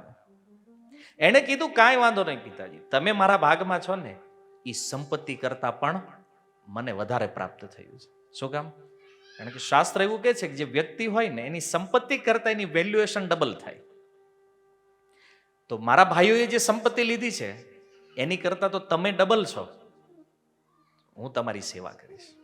પિતા અને પુત્ર બે ઘરેથી નીકળી ગયા, પણ પિતાએ જોયું કે ઓલ્યા તૈણેય થઈને આને કાંઈ દીધું નથી, હે ને, આ બિચારો સીધો સાદો સરળ છે, આને કાઢી મૂક્યો છે. તો એણે કીધું કે એક કામ કર, આંગિરસ ગોત્રના જે મુનિઓ છે અહીંથી થોડી દેર યજ્ઞ કરે છે, અને યજ્ઞમાં છઠ્ઠા દિવસે જે મંત્ર બોલવાના છે એમાં ભૂલ કરે છે, અને એટલા કારણે એનો યજ્ઞ પૂરો થતો નથી. તું એના યજ્ઞમાં જા, એની ભૂલને પૂરી કરાવી દે, એની પૂર્તિ કરાવી દે. એનો યજ્ઞ જો પૂર્ણ થશે તો વધેલું બધું ધન તને અર્પણ કરી દેશે. પિતાના કહેવાથી આ નાભાગ જે છે એણે યજ્ઞમાં જઈ અને વૈશ્વદેવ સંબંધી 2 સૂક્ત એને બતાવ્યા કે તમારી આમાં ભૂલ થઈ રહી છે, તમે આ પ્રમાણે યજ્ઞ કરો, પરિપૂર્ણ થશે. અને યજ્ઞ પૂર્ણ થયો. બ્રાહ્મણોએ આશીર્વાદ આપતા કીધું કે આ જેટલું ધન જે છે આ બધું તારું છે. અને જ્યારે નાભાગી ધનને લેવા લાગ્યા એ સમયે ઉત્તર દિશામાંથી એક કાળા રંગનો એક પુરુષ આવ્યો, અને એણે કીધું નાભાગ, આ યજ્ઞમાં જે ધન બચ્યું છે ને આની ઉપર તારો અધિકાર નથી. કેમ? બોલે એ બ્રાહ્મણોએ મને આપ્યું છે. બોલે નહીં, આની ઉપર મારો અધિકાર છે, આ બધું ધન મારું છે. તો નાભાગે કીધું તમારું કેવી રીતે થઈ ગયું ભાઈ? મેં યજ્ઞ પરિપૂર્ણ કરાવ્યો, બ્રાહ્મણોએ આ ધન મને આપ્યું છે. તો એને કીધું એક કામ કર, તારા પિતા જે છે ને એને પૂછતો આવી જા કે આ ધન ઉપર કોનો અધિકાર છે. નાભાગ પોતાના પિતા પાસે આવે છે. નભગ કહે છે પિતાજી, ધન મને બ્રાહ્મણોએ આપ્યું, પણ અંતમાં એક કાળો પુરુષ ઉત્પન્ન થયો છે ને એ એમ કે છે કે આ ધન મારું છે. ત્યારે નભગ કહે છે કે એ પુરુષ સત્ય કર્યો છે, એ પુરુષ બીજું કોઈ નહીં, સાક્ષાત ભગવાન શિવ છે. એટલે ધન યજ્ઞના બચેલા ભાગમાં એનો અધિકાર છે. કેમ? કારણ કે દક્ષ પ્રજાપતિએ જે યજ્ઞ કરેલો જેમાં શિવજીનો ભાગ નહોતો, અને વીરભદ્ર દ્વારા એ યજ્ઞનો વિધ્વંસ થયો, ત્યારે દેવતાઓએ નિર્ણય લીધો કે કોઈ પણ યજ્ઞમાં જે વધેલું ધન છે એની ઉપર અધિકાર કોનો હોય છે? શિવજીનો. નાભાગે આવીને કીધું તમારી વાત સત્ય છે, ધન તમારું છે, તમે લઈ લો. શિવજીએ પ્રસન્ન થઈ અને કીધું કે હું તો તારી પરીક્ષા લઈ રહ્યો છું, આ ધન પણ તું લઈ જા અને હું તને બ્રહ્મ જ્ઞાન પણ આપીશ. આ રીતે નાભાગને પિતાની સેવા કરવાના કારણે સંપત્તિ, અને એ સંપત્તિ કેટલી હતી ખબર છે?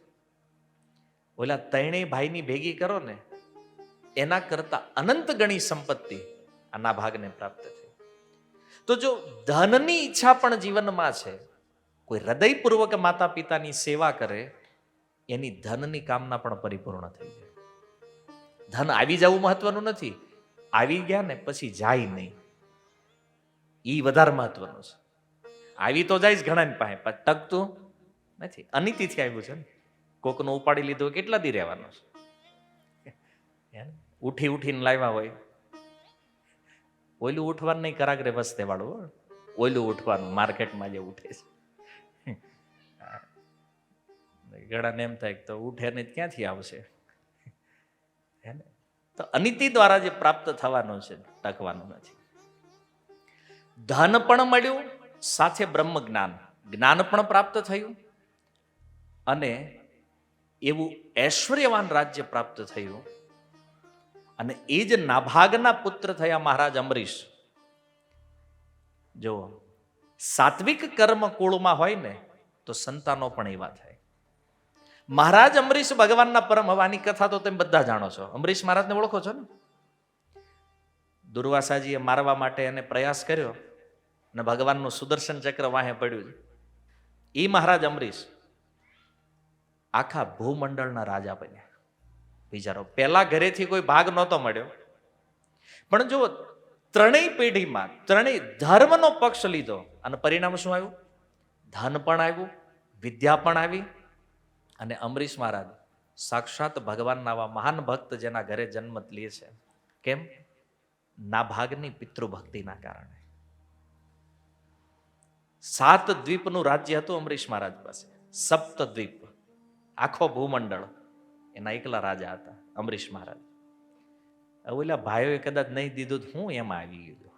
એને ધર્મ જેના જીવનમાં છે એને ભલે અત્યારે એવું લાગે કે નુકસાનીમાં છે, પણ એ અંતમાં કોઈ દી નુકસાનમાં હોતા નથી. શું કામ? ધર્મ પ્રારંભમાં છે ને વિષ સમાન કડવો લાગે, પણ એનું પરિણામ હંમેશા અમૃતમય છે. અને પાપ જે છે, અધર્મ જે છે, એ શરૂઆતમાં બહુ સારું લાગે, પણ જ્યારે એનું પરિણામ ભોગવવાનું આવે ને ત્યારે પછી કોઈ જોઈ ન હોય. કે કોકનું ધન ઉઠી ગયા હોય ને લઈ આવ્યા હોય, લઈ આવે ને ઘરે ત્યારે ગામમાં આટલા ને આપણે છેતરી ગયા. પણ એને ને એને પાછું કેન્સર થાય જીવનના અંતમાં, અને પીડાતો હોય, ખાટલામાં પડ્યો હોય, આખું પરિવાર, ડોક્ટર બધું જ હોય, પણ 1% પીડા કોઈ ઓછી કરી શકે. શરૂઆત સારી લાગે. પાપ હંમેશા જ્યારે કોઈ કરે ને ત્યારે બહુ સારું લાગે, પણ એને જ્યારે ભોગવવાનું આવે ને ત્યારે કોઈની દયા કામ કરતી. બધો સપોર્ટ હોય પણ કોઈ હેલ્પ ન કરીએ. આ ધર્મ અને અધર્મનું સ્વરૂપ ગીતામાં ભગવાન બતાવે છે. એટલે ભલે જીવનમાં કષ્ટ આવે, શાસ્ત્ર ત્યાં સુધી કહે છે પ્રાણ પણ આપી દેવા પડે, છતાં જીવનમાં ધર્મનો ક્યારેય ત્યાગ ન કરવો જોઈએ. પૈસાવાળા બનવાના ચક્કરમાં અનીતિ ક્યારેય ન આચરે. સૌરાષ્ટ્રમાંથી આવ્યા તો શિક્ષા શું આપી હતી તમારા બાપ દાદાએ? ભૂખ્યા રહી જાજો પણ કોઈ દિવસ અનીતિ. આ બધું આ શીખીને જ આવ્યા હતા ને સૌરાષ્ટ્ર. ત્યાં તો અહીંયા આવીને હું ધંધા ચાલુ કર્યા છે, વ્યાપારમાં બધી ઈમાનદારી ખોઈ નાખી છે. આ થયું છે કે નહીં? આ દુઃખ આવ્યું ને એનું કારણ આ છે. ધર્મ જીવનમાંથી નીકળી ગયો છે. સુખી થવું છે તો ધર્મ જ કેવલ સુખી કરી શકે છે. જેના જીવનમાં ધર્મ છે એ બહુ લાંબો સમય દુઃખી નહીં રહે. એટલે પ્રાણ આપીને પણ જીવનમાં ધર્મની રક્ષા કરવી જોઈએ, આ શાસ્ત્ર કહે. તો પિતૃ જે આપણા માતા પિતા, આપણા પૂર્વજો છે, એના સુખ માટે, એના આનંદ માટે જે આ શ્રાદ્ધ કર્મ આપણું શાસ્ત્ર કહી રહ્યું છે, આ કરવું જરૂરી છે. વિશ્વમાં કોઈ પણ તમને એવું શીખવાડતું હોય કે શ્રાદ્ધ કરવું જરૂરી નથી. માની લો કોઈ ગુરુ હોય અને એમ કહેતા હોય કે ભાઈ તમે મારા ચેલા બની જાઓ, પછી આ કઈ શ્રાદ્ધ કરવાની જરૂર નથી, ગુરુને કે નીકળતું હાલ. કોઈ સંપ્રદાય, કોઈ સંસ્થા જેવું શીખવતી હોય કે તમે અમારી હારે જોડાઈ જાઓ, પછી તમારે કાંઈ કરવાની જરૂર નથી, આ બધા પાખંડીઓ છે. શાસ્ત્ર કહે છે ભગવાન રામે પિતાનો અગ્નિ સંસ્કાર ભલે નથી કર્યો, પણ મંદાકિનીના તટે એનું શ્રાદ્ધ જરૂર કર્યું છે. દશરથની કોઈ અસદગતિ થવાની હતી? વિચારો, જેનો પુત્ર સાક્ષાત પરબ્રહ્મ છે, મરતા વખતે 6 વાર જેના મુખેથી રામ નીકળ્યું છે, સાક્ષાત મહારાજ દશરથ, આની કોઈ અસદગતિ નથી, છતાં ભગવાન રામે શ્રાદ્ધ કર્યું છે. મહાભારતના યુદ્ધમાં જેનું મૃત્યુ થયું, આ બધાનું શ્રાદ્ધ ભગવાન કૃષ્ણે કરાવ્યું. ભાગવત 1 સ્કંદ અધ્યાય 8 શ્લોક ક્રમાંક 1. હિરણ્યકશિપુના મૃત્યુ પછી એનું શ્રાદ્ધ પ્રહલાદ મહારાજ પાસે ભગવાન નરસિંહદેવે કરાવ્યું છે. અને આ તો બધી હજારો વર્ષો પહેલાની વાતો છે. 500 વર્ષના ઇતિહાસમાં મહેતા નરસિંહ એના પિતાનું શ્રાદ્ધ કર્યું છે. એનાથી મોટા ભગત તો આપણે નથી ને. ખોટા વેમમાં ન રહેવું. અને આવા જે ગુરુઓ સંસ્થાઓએ શીખવાડી દીધું ને કે અમારે હારે જોડાઈ જાવ, કઈ કરવાની જરૂર નથી, આ બધા મૂર્ખ છે. અને અમુકને તો આ શ્રાદ્ધ અને તર્પણ નહીં કરાવીને પિતૃઓને બધાને પ્રેત બનાવી દીધા છે. એમ ભૂત બનાવીને ક્યાંક આંટા મારતા હશે પિતૃ, ક્યાં લાગ્યા એ ક્યાં. કોઈ સંપ્રદાયોમાં કે સંસ્થામાં જોડાઈ જવાથી કોઈ વ્યક્તિ ભગવાનના ધામમાં જવાનો અધિકારી થઈ જતો નથી. એ તો તમે પોતે ભજન કરો, પોતાને શુદ્ધ કરો, તો જ ભગવાનના ધામમાં એન્ટ્રી મળે. આ કોઈ સંસ્થાનો સિક્કો નથી આમાં, કે કોઈ ગુરુ પાસે વયા જાવ તો ભગવાનના ધામમાં વયા જાવ. આ બધી વાતો ફાલતુ છે. શાસ્ત્ર શું કહે? હવે ભગવાન જો સ્વયં કરી રહ્યા છે તો આપણે શું કામ ન કરવું જોઈએ? પણ તોય કોઈને ભાઈ હું માનતો નથી, આવું કઈ તમે માનતા હોય કે ન માનતા હોય કોઈ મતલબ નથી. પિતૃ તમારા છે કે નથી? પૂર્વજો તમારા છે કે નથી? એ પૂર્વજો હતા એટલે તમે છો આજે. જે સંપત્તિ, યશ, પરિવાર જે કાંઈ છે કોનાથી મળ્યું છે? પિતૃઓથી મળ્યું છે. તો એના માટે કાંઈક કરવું એ તમારી ફરજ છે કે નથી? ભલે એને મળે ન મળે એ બધી વાત ભૂલી જાઓ. તમારા પિતૃ છે, તમારી કૃતજ્ઞતા એ છે કે નહીં કે એના માટે કાંઈક કરીએ આપણે. એ જ્યાં હોય ને એને સુખ પ્રાપ્ત થાય. તો એક પ્રશ્ન આવશે કે અમારા પિતૃ માની લ્યો પિતૃલોકમાં ક્યાંક નીકળી ગયા, મતલબ એનો ક્યાંક જન્મ થઈ ગયો બીજે, અને અમે અહીંયાથી એને શ્રાદ્ધ આપીએ તો પછી એનું શું કરે? ઈ ત્યાં છે નહીં. થયો જ આવો પ્રશ્ન કે પિતૃલોકમાં પિતૃ નથી, માનો એનો કંઈક જન્મ થઈ ગયો, સ્વર્ગમાં દેવતા બની ગયા, કોઈ પશુઓનીમાં વ્યા ગયા, પૃથ્વી ઉપર વ્યા, XYZ બ્રહ્માંડમાં ક્યાંય પણ છે, છતાં એને શ્રાદ્ધ શું કામ કરવાનું? તો ગરુડ પુરાણમાં આનો ક્લિયર ઉત્તર છે કે પિતૃઓને તમે જે શ્રાદ્ધ આપો છો અહીંયાથી, એ જે સ્થિતિમાં જે યોનિમાં હોય ત્યાં એને ખોરાકના રૂપમાં પ્રાપ્ત થાય. શ્રાદ્ધ કર્મ જે છે, જેમ મેં પહેલા કીધું, તમે અહીંથી રૂપિયામાં નાખો ને અમેરિકામાં કોઈ ડોલરમાં કાઢે, પછી એને ત્યાં જે વસ્તુ જોઈતી હોય લઈ લે. એમ શ્રાદ્ધ જે છે એ પિતૃ જે પણ યોનિમાં છે ને અન્ન અથવા તો સુખ લાભના રૂપમાં પ્રાપ્ત થાય. જેવી રીતે માનો કોઈ સ્વર્ગમાં દેવતા બની ગયા, તો તમે અહીંથી એને જે જળ આપો છો ને અન્ન, એને અમૃતના રૂપમાં પ્રાપ્ત થાય દેવતાના શરીરમાં. માની લો પશુના શરીરમાં ગયા છે તો એ એને ઘાસચારાના રૂપમાં પ્રાપ્ત થશે. મનુષ્ય છે તો અન્નના રૂપમાં, સુખ સંપત્તિના રૂપમાં, હરેક વ્યવસ્થા છે. માની લો કોઈના પિતૃ ભગવાનના ધામમાં ગયા છે તો એનું શ્રાદ્ધ કરવાનું. હા, શું કામ? એનું શું ફળ મળશે? એનું ફળ એ છે તમે અહીંયાથી જે શ્રાદ્ધ કર્મ કરશો એ જ પુણ્ય કર્મ એના આશીર્વાદના રૂપમાં પાછું તમને મોકલે છે, જેનાથી તમે વર્તમાન જીવનમાં સુખ શાંતિથી જીવી શકો અને તમારું આ મનુષ્ય જીવન કષ્ટથી મુક્ત થાય. આ પિતૃઓના આશીર્વાદ રૂપ. એટલે આ કર્મ ભલે આપણે કરીએ જ પિતૃના સુખ માટે, પણ એ પિતૃ પ્રસન્ન થયા તો એનો અલ્ટિમેટ લાભ કોને છે? પાછો આપણને જ આવવાનો. હરેક કર્મની એક પ્રતિક્રિયા છે ને, તો એ પુનઃ આપણી પાસે જ આવવાનું છે પાછું. તો શ્રાદ્ધ દ્વારા ઘાસથી લઈને બ્રહ્મા સુધી જેટલા પણ શરીરો છે આખા બ્રહ્માંડના જીવ સંતુષ્ટ થાય છે. આ બહુ સાયન્ટિફિક પ્રોસેસ છે. આપણી પાસે સમય નથી એટલો કે આનું સવિસ્તાર વર્ણન થઈ શકે, પણ ઇન શોર્ટમાં એટલું સમજો કે આ કર્મ અતિ આવશ્યક કર્મ છે. શ્રાદ્ધનો ત્યાગ ન કરવો જોઈએ ક્યારેય. શું કામ? આનું રિએક્શન શું છે? ન કરો તો આજે કોઈ ગમે એટલો પ્રયાસ કરે અને સંતાન નથી થતા, એ આના કારણે છે. કારણ કે અમારો તો પ્રેક્ટિકલ વિશ્વાસ છે. એવા ઘણા લોકો હતા એ કહેતા અમારે બહુ ટ્રાય કરી પણ પુત્ર નથી, સંતાન નથી થતા. પિતૃ શ્રાદ્ધ કર્યા ને એને આજ સંતાનો છે. વિવાહ ન થવા, બધું સારું હોય, ઘરે સારું હોય, ધંધોય સારો હોય, તોય લગ્ન નથી થતા. પિતૃ દુખી છે. એને આપશો તો આ બધું જે કારણ અટવાય છે ને જીવનમાં, અને ધંધો બહુ ટ્રાય કરી, બહુ મહેનત કરી, સફળતા મળતી જ નથી ભાઈ. બીજા હાવ થોડુંક કરે તોય થઈ જાય છે ને આપણે બહુ મહેનત કરવી તોય નથી થતું. પિતૃ ઘણા કે પિતૃ નડે, શું કામ ન નડે ભાઈ? તો કે પણ આ મારા જ બાપા છે, મને શું કામ નડે? તમારા છે એટલે જ તમને નડે છે.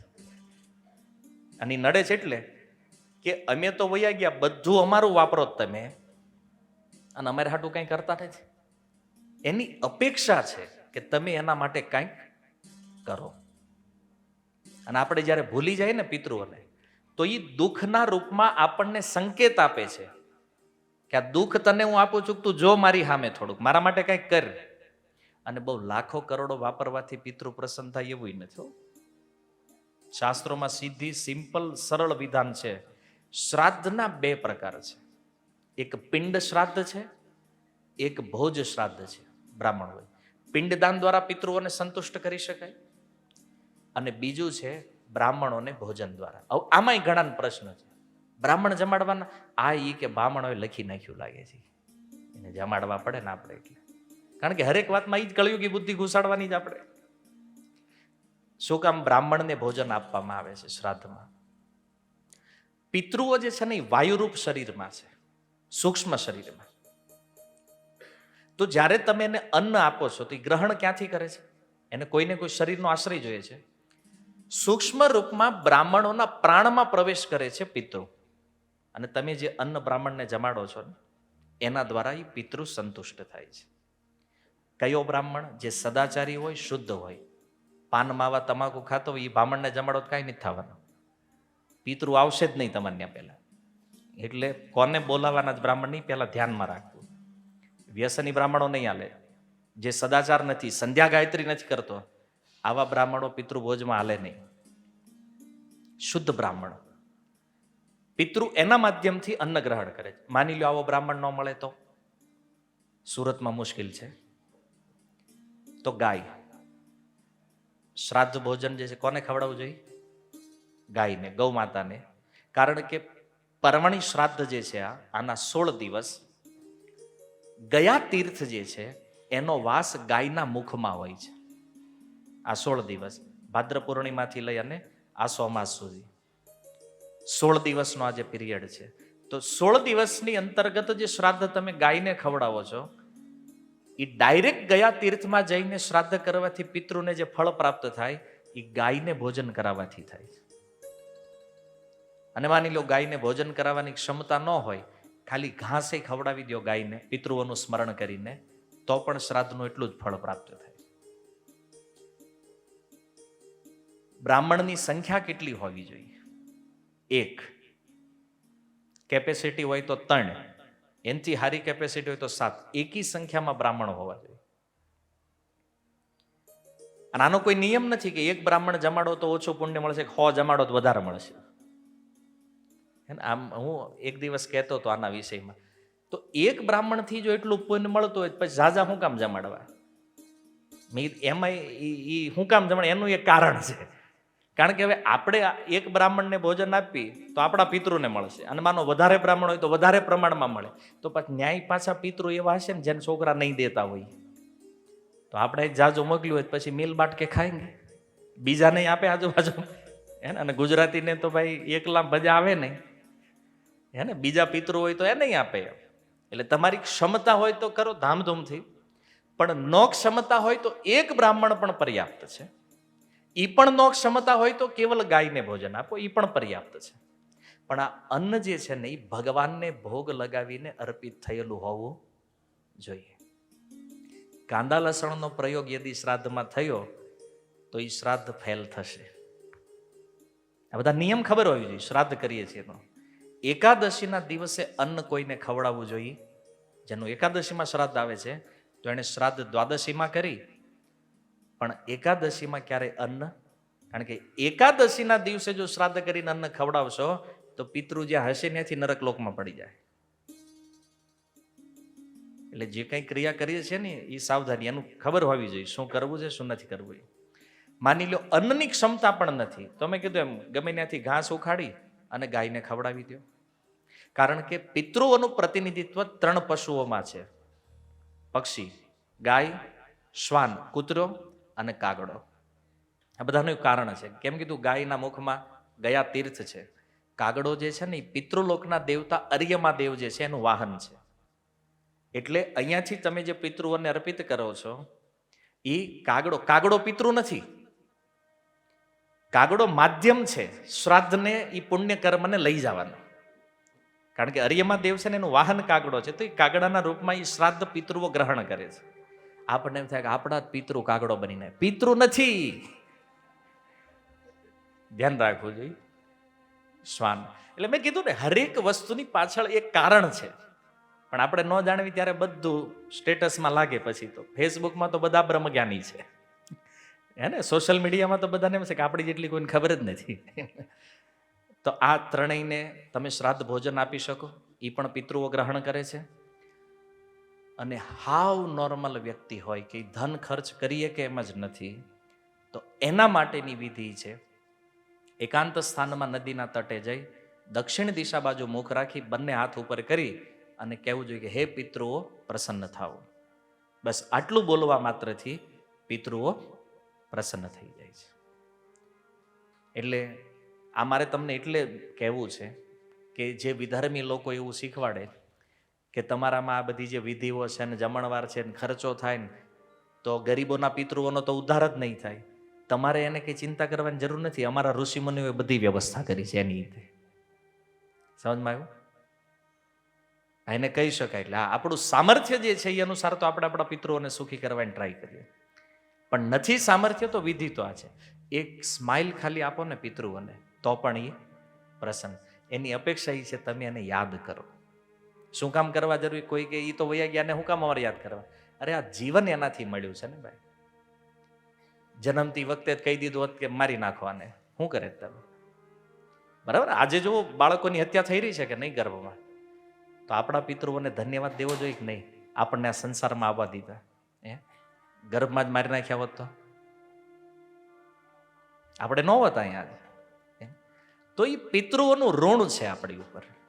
એટલા માટે શ્રાદ્ધ જરૂરી. અને શ્રાદ્ધ કોઈ અપવિત્ર કર્મ નથી. ઘણા લોકો કહેતા હોય ભાઈ શ્રાદ્ધનું ખવાય નહીં, નામ છે ને, કોઈ નિયમ નથી. આ કોઈ અપવિત્ર ભોજન નથી. ભગવાનને પ્રસાદ આપો અને પ્રસાદ પ્રત્યેક વ્યક્તિઓ લઈ શકે છે. હા, મૃત ક્રિયામાં કોઈ ખાતા હોય ન ખાતા હોય, પોતાનાથી 3 પેઢીએ જેનું મૃત્યુ થયું હોય એના મૃત્યુ ભોજમાં તમે ભાગ લઈ શકો, તમારા પોતાના પરિવારનો હોય. બીજાને ન ખાવ તો કાંઈ વાંધો નહીં, પણ શ્રાદ્ધ જે છે ને એ ભૂલ નહીં કરતા. આ કોઈ અપવિત્ર કર્મ નથી, પવિત્ર કર્મ છે.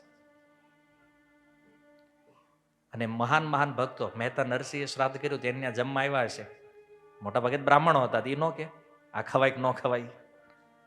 જો કોઈ પણ કાર્ય છે ને આપણા મનમાં જે આવ્યું એ આમ જ આંકી નાખવાનું, એ કરવાની જરૂર નથી. ન ખબર પડે, તમારી આજુબાજુમાં કોઈ ભક્તો હોય, સાધુઓ હોય, બ્રાહ્મણો, એને પૂછો ભાઈ કઈ રીતે કરાય, એની વિધિ શું છે.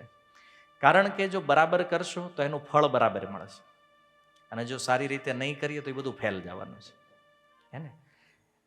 તો આ તો થઈ દ્રવ્યમય શ્રાદ્ધની વાત.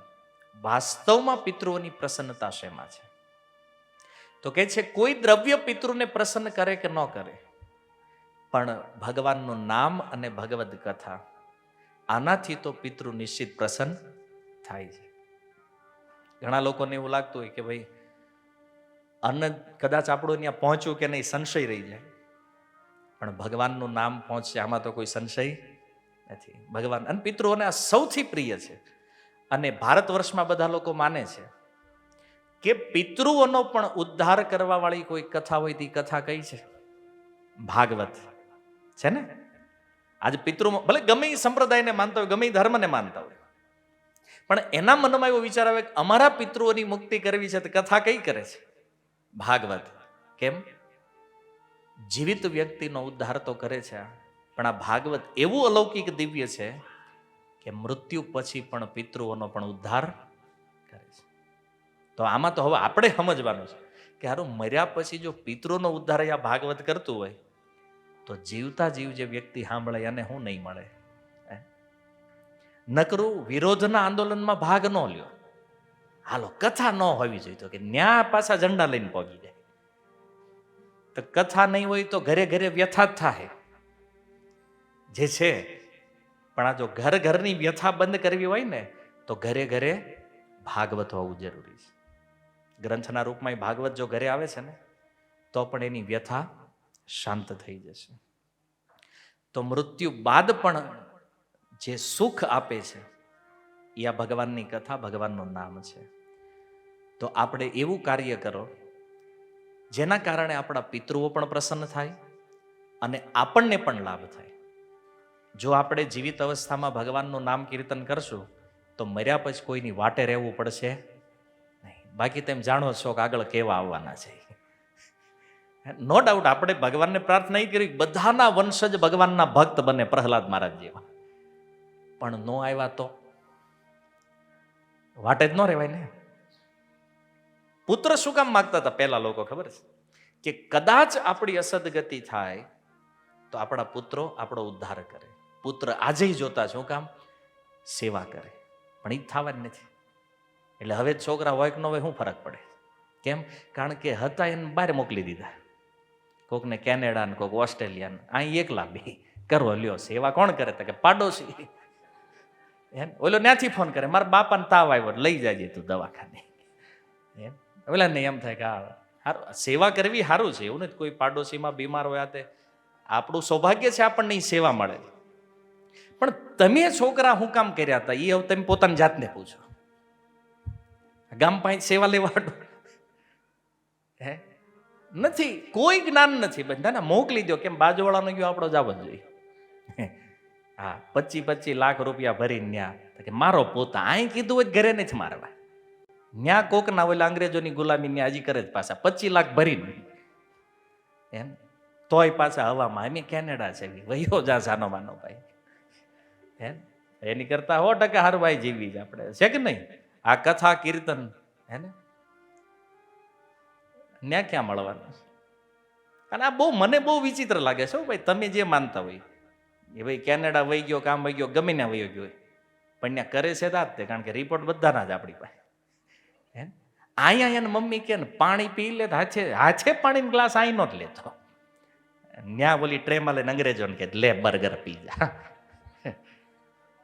કરે છે કે નહીં આ કામ ખોટું? આ તમને હસવું આવે છે? એકવાર વિડીયો કોલ તો કરે ને કે જોબે જાવ ત્યાંનો વિડીયો દેખાડો. જોબ કે પાછા એટલે હું કામ ઓલું સ્ટેટસ ડાઉન ન થાય ને, જોબ ઉપર ગયા છે. અને હું તમને કહી દઉં, જેટલા ત્યાં ગયા છે ને કોઈ દી જોબ ઉપરથી વિડીયો કોલ નહીં કરે તમને. એ ઘરે આવીને પછી જ કરે. કેમ? કારણ કે જોબ દેખાડવા જેવી જ નથી. તો અત્યારે ખબર નથી કે પિતૃ બની ગયા છે એ વિચાર કરે હા પુત્ર આવ્યા હું કામ વંશમાં. અને એમાં જો વર્ણશંકર થયા તો પિતૃ ભૂલી જ જાય કે આ કાંઈ પાણી દેવાનો નથી કે આપણને. તો ઉદ્દેશ્ય ખબર નથી. પુત્ર શા માટે જરૂરી છે?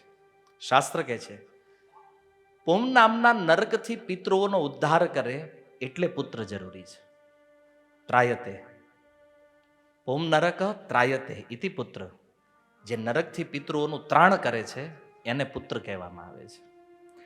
તો નો ડાઉટ મોકલ્યા એનો વાંધો નથી, પણ પાસ આવે એવું રાખજો. એટલે આપણે જરૂર પડે ત્યારે. અત્યારે તમે હાલતા ચાલતા છો ત્યાં સુધી વાંધો નથી, પણ હાવ મૃત્યુનો સમય હોય અને એ પુત્ર જો અગ્નિ સંસ્કાર ન આપી શકવાનો હોય, નો ડાઉટ કદાચ ન્યા હોય ન આપીએ કે હાલો એ વાત એક વહી ગઈ તો ભગવાન રામનો આદર છે, પણ કમસે કમ જો શ્રાદ્ધ કરશે તો પણ એ પિતૃઓની બહુ મોટી સેવા છે. તો આવશ્યક કર્મ છે. વાતો તો ઘણી બધી છે, પણ મૂળ વાત એ છે કે હરિનામ અને હરિકથા, જીવિત વ્યક્તિનો ઉદ્ધાર પણ આનાથી છે અને મર્યા પછી પણ સુખ. હવે મનમાં જે ડાઉટ છે કે મૃત્યુ પછી શું છે કોઈ જોયું જ નથી, જોયું, બધી વાત ભૂલી જાઉં. આપણે આપણો ઉદ્ધાર કરવો છે તો ભાગવત, ભગવાન અને ભગવાનના નામની શરણાગતિ લ્યો. જેટલું જીવન બચ્યું ક્યારે નષ્ટ થશે ખબર નથી, પણ જે સમય બચ્યો છે આપણા જીવનમાં આનો ઉપયોગ કરો કે આપણે મૃત્યુ પછી કોઈની રાહ જોવી પડે નહીં. હરે કૃષ્ણ. શીલ પ્રભુપાદ કી. નિતાય ગૌર પ્રેમાનંદે.